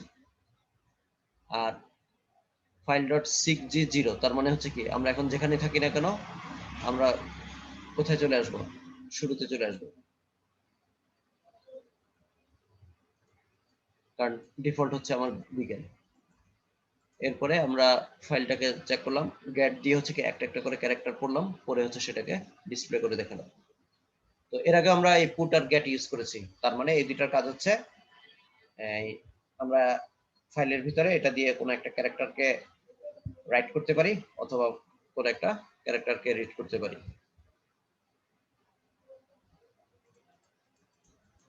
তো সিমিলার কাজটা আমরা কি দিয়ে করতে পারি, রাইট এবং রিড দিয়ে করতে পারি, তবে সাধারণত রাইট এবং রিড শুধু ক্যারেক্টার না, এটা আমরা যে কোনো কিছুই করতে পারবো।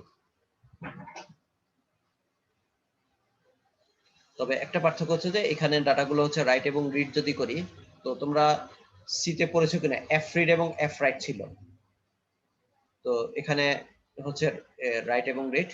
তো বেসিক্যালি ডাটাগুলো এখন হচ্ছে যে একটু বাইনারি ফরম্যাটে রাখে, অর্থাৎ হচ্ছে আমি যদি টেক্সট মোডে রাখি তাহলে এটা হচ্ছে 1 2 3 4, ধরো ডাটাটা হচ্ছে এরকম, তাহলে এটা হচ্ছে একটা একটা করে বাইট হিসেবে রাখবে, ক্যারেক্টার হিসেবে রাখবে।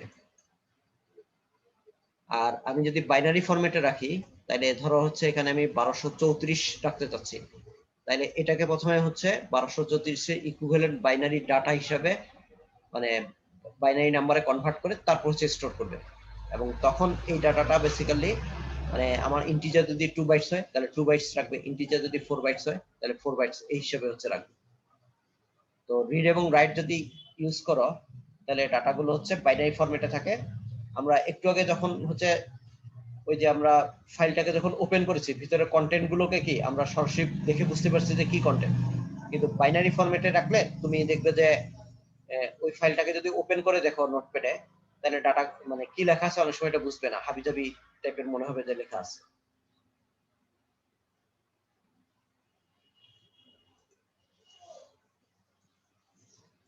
এখানে এক্সাম্পলটা দেখলে বুঝতে পারবে।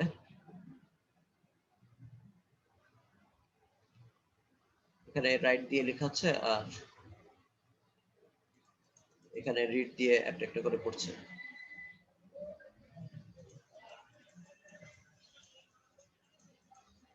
আচ্ছা, এরপরে স্পেশাল কিছু জিনিস আছে যে error handling during file operations. There are many problems encountered while dealing with files, like a file which are attempting to open for reading does not exist. অর্থাৎ হচ্ছে রিড করার সময় এটা সব সময় আমাদের সাবধান থাকতে হবে, আমরা এমন একটা ফাইলকে ওপেন করতে যাচ্ছি যে ফাইলটা নাই।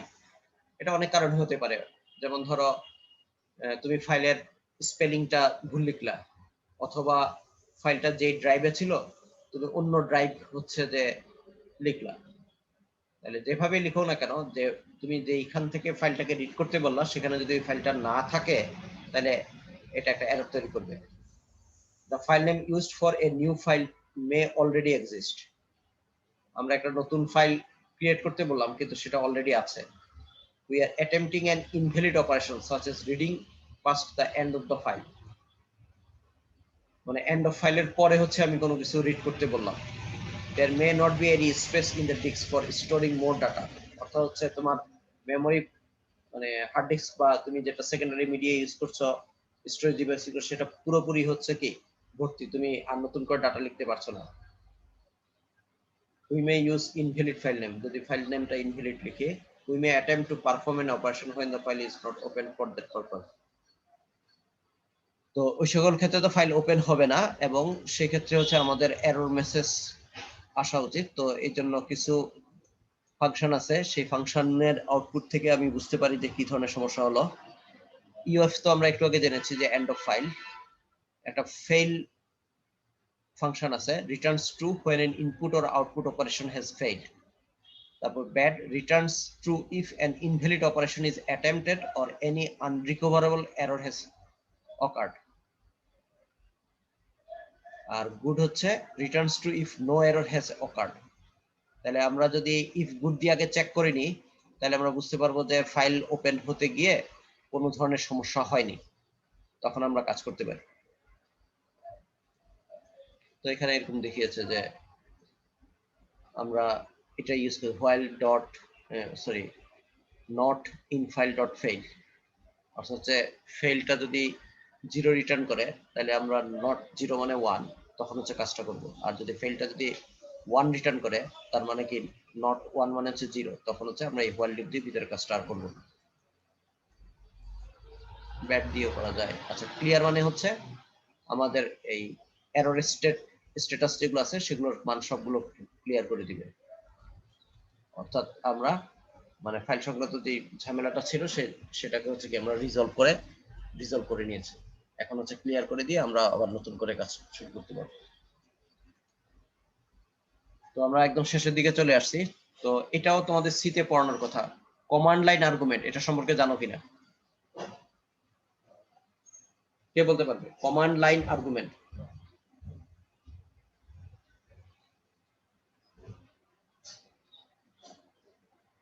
কি হলো? আসো তোমরা না আবার ঘুমায় গেছো? স্যার আছে স্যার। আচ্ছা, তাহলে কমান্ড লাইনটা কি কে বলতে পারো?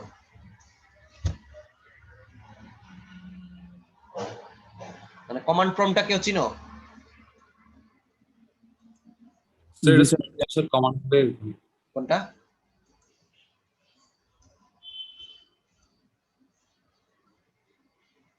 তোমরা কি লিখলে কমান্ড প্রম্পটটা পাও? সিএমডি দিয়ে সার্চ দিলে, হ্যাঁ, সিএমডি দিয়ে এন্টার দিলে হচ্ছে কি কমান্ড প্রম্পটটা পাও, তাই না? তো এটাকে কমান্ড প্রম্পট বলে।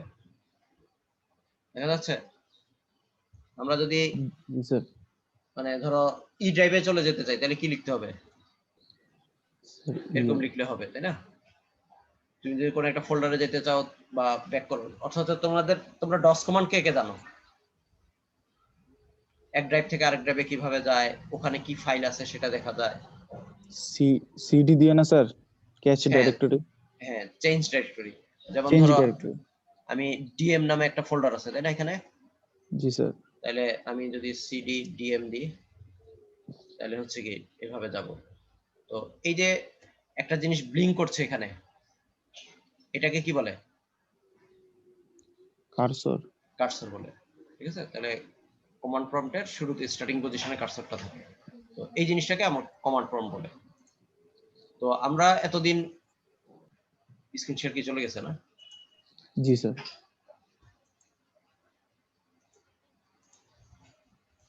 আমরা এতদিন যে প্রোগ্রামগুলো করেছি, মানে প্রোগ্রামগুলো রান করেছি কোথায় থেকে? আমরা কোন একটা কোড ব্লকস ওপেন করেছি, সেখানে কোডটা লিখেছি, উপরে মেনু থেকে কি প্রোগ্রামটাকে রান করেছি তাই না? জি স্যার। হ্যাঁ, কিন্তু অনেক সময় আমরা হচ্ছে কি আমাদের হচ্ছে কোড ব্লকস নাই, আমরা একটা প্রোগ্রাম তৈরি করে তার একটা এক্সিকিউটেবল ফাইল তৈরি করলাম। এক্সিকিউটেবল ফাইলের এক্সটেনশন কি থাকে?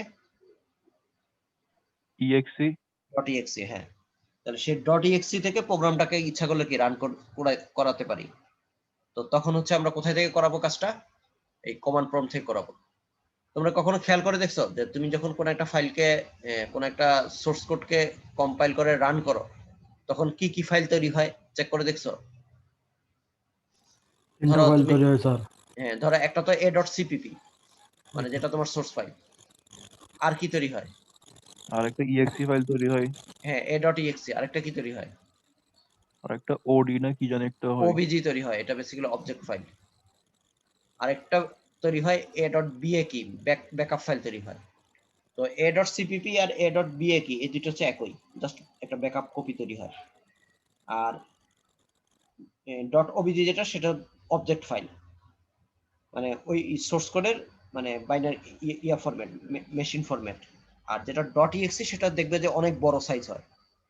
মানে .exe তে হচ্ছে তোমার কম্পাইলার থেকে রিলেটেড যত জিনিস লাগবে এটাকে এক্সিকিউট করার জন্য, অনেক কিছু এটার সাথে ইনকর্পোরেট করে নিয়ে আসে, যেন এটা ইন্ডিপেন্ডেন্টলি রান করতে পারে। অর্থাৎ হচ্ছে তুমি যদি .exe ফাইল থাকে, তোমার সোর্স কোডও দরকার নাই, কম্পাইলারও দরকার নাই, তুমি স্বাধীনভাবে হচ্ছে কি ওই ফাইলটাকে রান করতে পারো।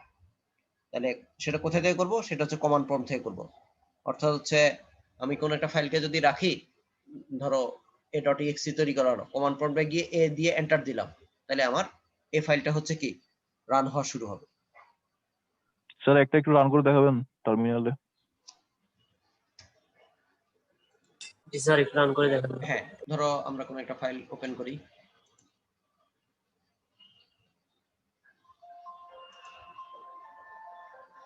যেটা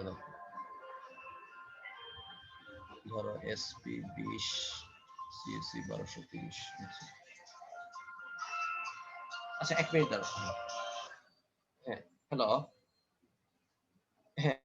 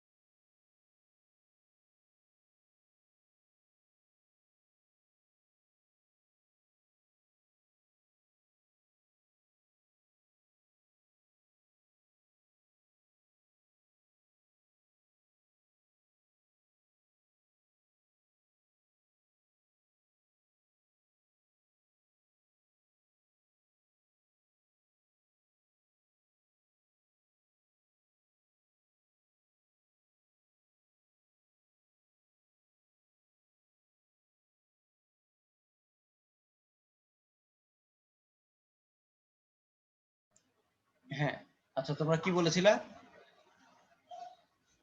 স্যার হ্যালো। টার্মিনালে একটা কোড রান করে দেখানোর জন্য। হ্যাঁ, আচ্ছা আচ্ছা আমরা তাহলে আচ্ছা এটা স্টপ শেয়ার দিই।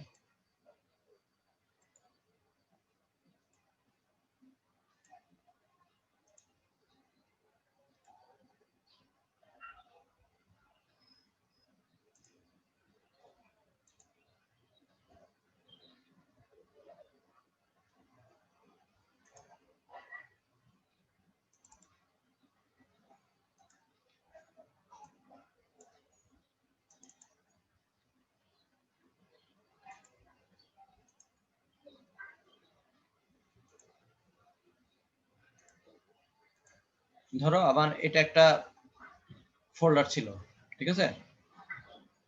ও এটা তো ডেস্কটপে, তাহলে আচ্ছা আমি অন্য ড্রাইভে নিই।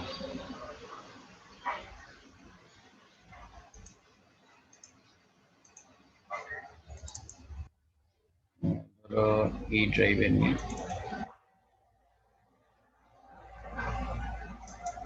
আচ্ছা এই ড্রাইভে ধরো আমি একটা টেস্ট নামে একটা ফোল্ডার তৈরি করছি, তাহলে সুবিধা হবে।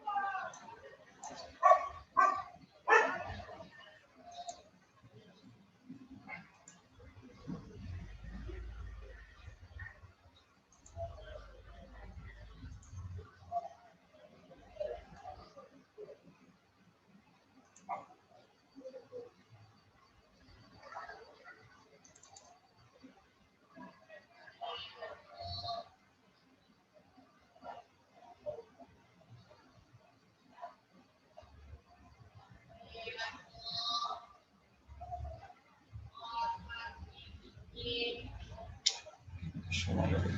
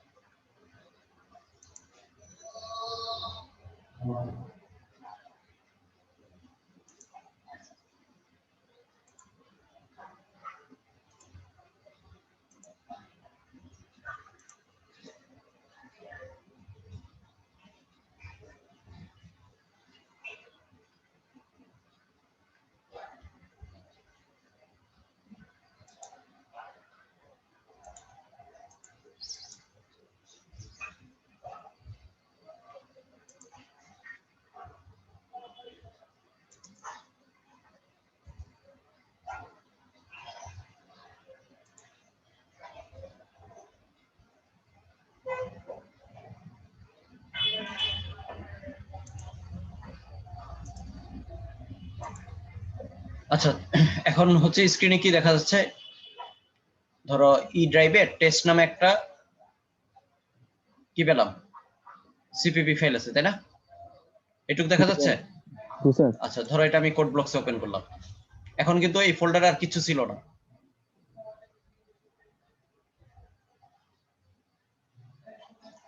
আমার এখানে ওই কোড ব্লকসটা একটু সময় নেয় ওপেন হতে।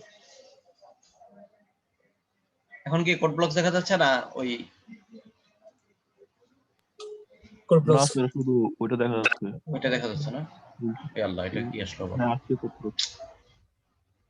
উফ, এটা আবার কি স্যার আসলো? এখনো দেখা যাচ্ছে কোড ব্লকস। হ্যাঁ কিন্তু এটা আবার কি ফাইল আসলো? আচ্ছা এটা তো এইচটিএমএল এর মতো লাগতেছে। হ্যাঁ এটা করাপ্ট হয়ে গেছে। আচ্ছা অন্য একটা, যে কোনো একটা ফাইল ওপেন করি।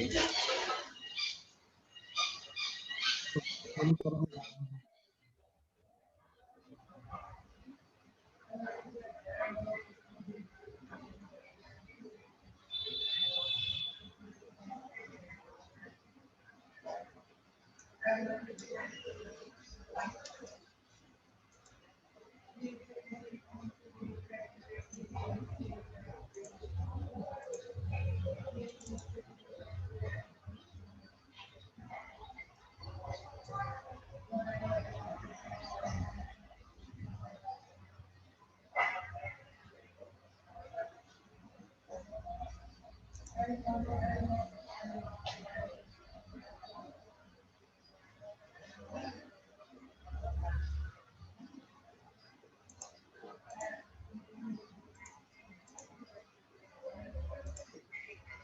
যাক, এখানে অন্য একটা কোড কপি করে বসাই দিলাম, অথবা আমরা নিজেও লিখতে পারতাম, কি ধরো হ্যালো সিপিপি টাইপের কোন একটা কোড লিখতে পারতাম।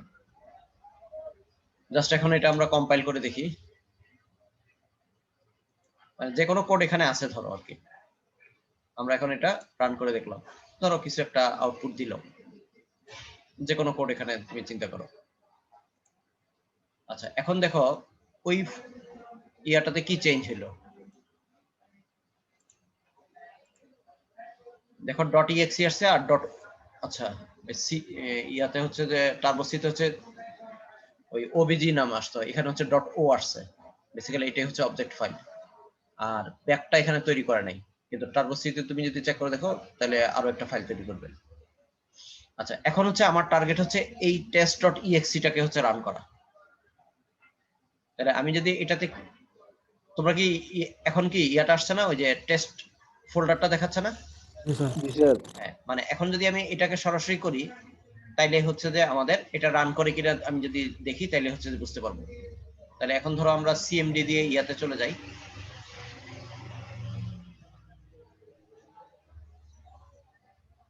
এখন আবার তো শেয়ার করা লাগবে। এখন হচ্ছে কি সিএমডি প্রম্পটটা দেখাচ্ছে তাই না? জি স্যার দেখতেছি। আচ্ছা, তো আমরা প্রথমে ইতে যাই, তারপরে হচ্ছে ওখানে ফোল্ডারটার নাম কি রেখেছিলাম, টেস্ট।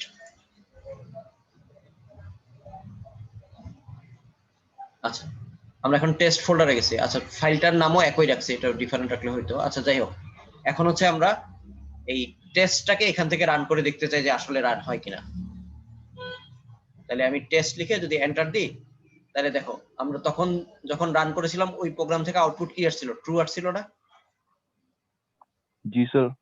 এখন দেখো এই আমি ডাইরেক্ট সরাসরি এখান থেকে টেস্ট লিখে এন্টার দিয়েছি, মানে টেস্ট লিখে এন্টার লেখা মানে হচ্ছে টেস্ট ডট ইএক্সি ফাইলটাকে হচ্ছে আমি রান করেছি, তাহলে ওই সেম আউটপুটটা এখানে আসছে। বুঝা গেছে না? বুঝা যায়নি? এটা হচ্ছে কমান্ড প্রম্পট থেকে হচ্ছে যে কোনো একটা ফাইলকে রান করা। স্যার এখানে এক্সি লিখতে হবে না না স্যার? না, ইএক্সি লিখতে হবে না, ব্যাক ফাইল এবং ইএক্সি ফাইল ওদের লিখতে হয় না। সরি ব্যাক নাম, ব্যাচ ফাইল, বিএটি। মানে মূলত হচ্ছে কমান্ড প্রম্পট থেকে ডাইরেক্টলি রান হয়েছে এই ধরনের ফাইলগুলো, .exe, .bat, তারপর হচ্ছে .com, এগুলোকে হচ্ছে রান করানো যায়। আচ্ছা এখানে ছোট হাতের বড় হাতের এগুলা মানে না সমস্যা নাই? না, এটা সমস্যা নাই। তুমি যেমন ধরো আমি এরকম লিখলাম, তাও কিন্তু রান হচ্ছে।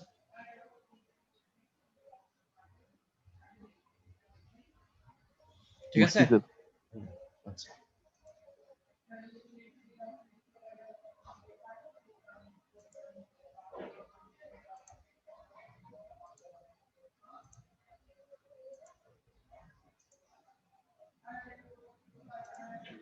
তো আমরা একদম শেষের দিকে আছি।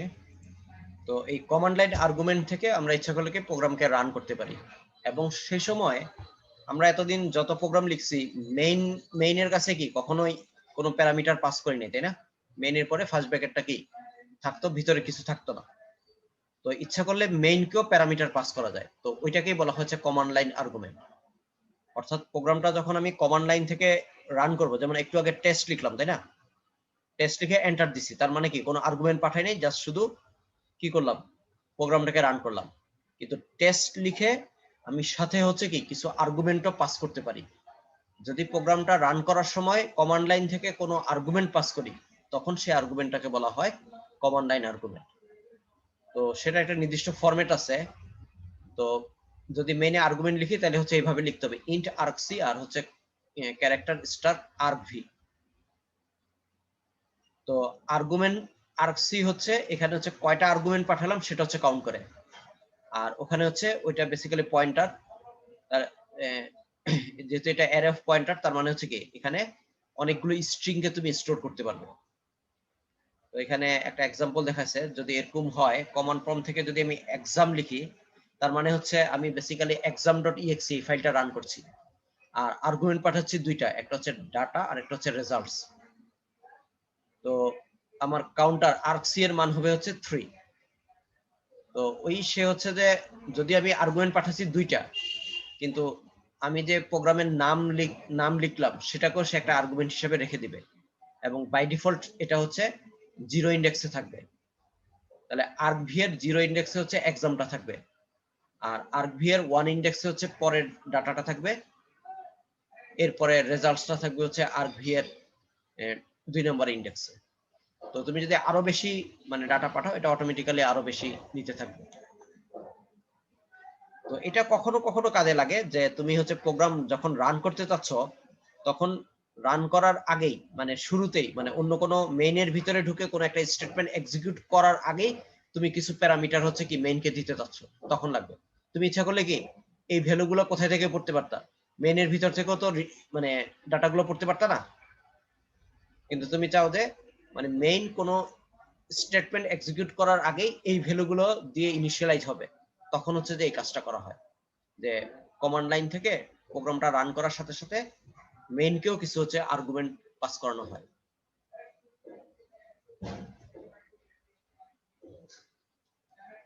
তো অনেক সময় হচ্ছে আমরা ফাইল নেম হচ্ছে পাঠাই, তাহলে ওই ফাইলটাকে সে হচ্ছে নিয়ে ইনপুট বা আউটপুটে হচ্ছে কাজ করে। তো এই হচ্ছে মোটামুটি আমাদের এই চ্যাপ্টারটা শেষ। তাহলে আমরা গত ক্লাস এবং এই ক্লাস মিলে হচ্ছে আমাদের স্ট্যান্জা 4 মানে বেসিক্যালি তোমাদের কয়টা স্ট্যান্জা ছিল? 3টা 5টা 8টা, মানে আমরা 7th স্ট্যান্জা হচ্ছে আমাদের শেষ হয়েছে। আমাদের আরেকটা অংশ বাকি আছে, মূলত সেখানে হচ্ছে টেমপ্লেট, এক্সেপশন হ্যান্ডেল এবং হচ্ছে এসটিএল, এই 3টা জিনিস আছে।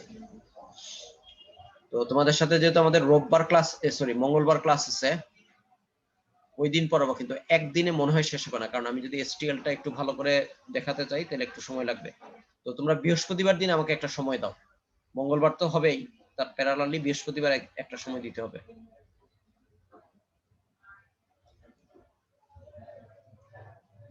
শোনা যাচ্ছে কথা? আর একটু বৃহস্পতিবার একটু অফ ডে থাকে তো। বুঝছি স্যার আর কি, এসটিএলটা স্যার আমরা নিজে স্যার আমরা বুঝি নাই। স্যার কোড করার মাধ্যমে যদি শিখতে পারতাম তো। হ্যাঁ, এসটিএলটা হাতে কলমে ধরে শেখাবো। এসটিএলটা যেমন এই 2am এ সেদিন হচ্ছে প্রায় 3 ঘন্টার এসটিএল এর উপর একটা ক্লাস হচ্ছে। তো একটা কাজ করা যেত, আসলে সেটা আগে মাথায় ছিল না, মানে ওই দিন তোমাদেরকেও ইনভাইট করলে হইতো, তাহলে একসাথে হয়ে যেত আর কি।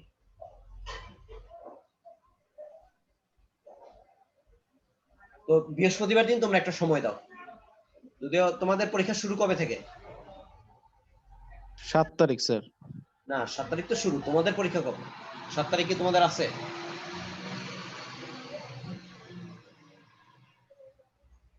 আচ্ছা 7 তারিখ থাকুক, আমার যতটুকু মনে পড়ে তোমাদের মনে হয় 8 তারিখ থেকে শুরু, মানে প্রথম দিনে ইউআরসি তে তোমাদের। আচ্ছা আমি রুটিনটা দেখি, তোমরা কি রুটিন পাইছো না এখনো পাও নাই? হ্যাঁ, দিন পাইনি স্যার। পাই নাই স্যার এখনো। আচ্ছা আচ্ছা আমি দেখাচ্ছি।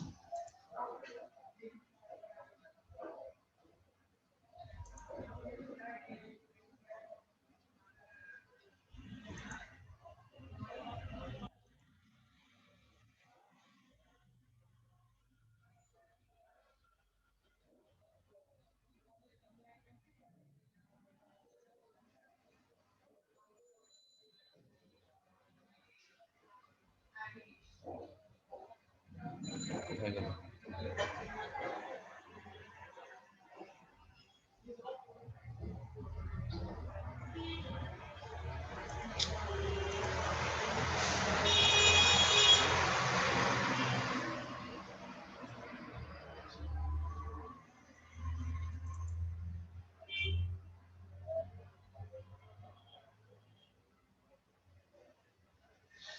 আচ্ছা এমনি বৃহস্পতিবার তো তোমরা কোনো ক্লাস অ্যাসাইন হয় না, হইছে? তোমরা কোনো এক্সট্রা ক্লাস নিছো কিনা?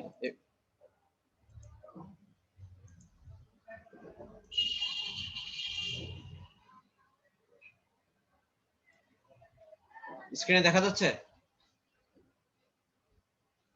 জি স্যার দেখা যাচ্ছে। হ্যাঁ, তোমাদের হচ্ছে 2 PM, তাই তো? তোমাদের প্রথম হচ্ছে 8 তারিখ, এরপর হচ্ছে 11 তারিখ, আর আমাদের পরীক্ষাটা হবে হচ্ছে 14 তারিখ, একটা আছে 18 তারিখ হচ্ছে আমাদের কোর্সের পরীক্ষা। স্যার রুটিনটা কখন দিবে আমাদের? কিন্তু দিয়ে দেওয়ার কথা, দেখি আমি তাহলে একটু যোগাযোগ করি যে দেয় নাই কেন। হ্যাঁ, বুঝি নাই। ওয়েবসাইটে কোনো রুটিন দেয় না এখনো। আচ্ছা, মানে কালকের মধ্যে পেয়ে যাবা, কালকে ইউনিভার্সিটি খোলা তো, যদি আজকের মধ্যে না দেয় আমি কালকে বলবো যে দিয়ে দেওয়ার জন্য। আর এমনি তোমরা এটাও নিয়ে রাখতে পারো আর কি, এটাই হচ্ছে রুটিন। এমনি তোমরা তো জানো যে মিড টার্মের রুটিনের উপরে ডেট গুলো বসাই দিলে হবে, শুধু তোমাদের যেটা করা হয়েছে কেমিস্ট্রিটা কিন্তু পিছনে নিয়ে যাওয়া হয়েছে আর কি। মিড টার্মের রুটিনের সাথে শুধু এটাই পার্থক্য পাবে। মোস্ট প্রবাবলি মিড টার্মে হচ্ছে কেমিস্ট্রি এই জায়গাটাই ছিল, তো এখন আর কেমিস্ট্রিটা নেই, কেমিস্ট্রিটা এখানে নেই, এটা সবার পরে নিয়ে যাওয়া হয়েছে। স্যার আমাদের সবগুলো পরীক্ষায় 9টায় না স্যার? হ্যাঁ, তাই তো, শুধু কেমিস্ট্রিটা মনে হয় বিকালে, আর বাকিগুলো তো দেখছি সকালে। কেমিস্ট্রিটা এই পাশে নিয়ে যাওয়া হয়েছে।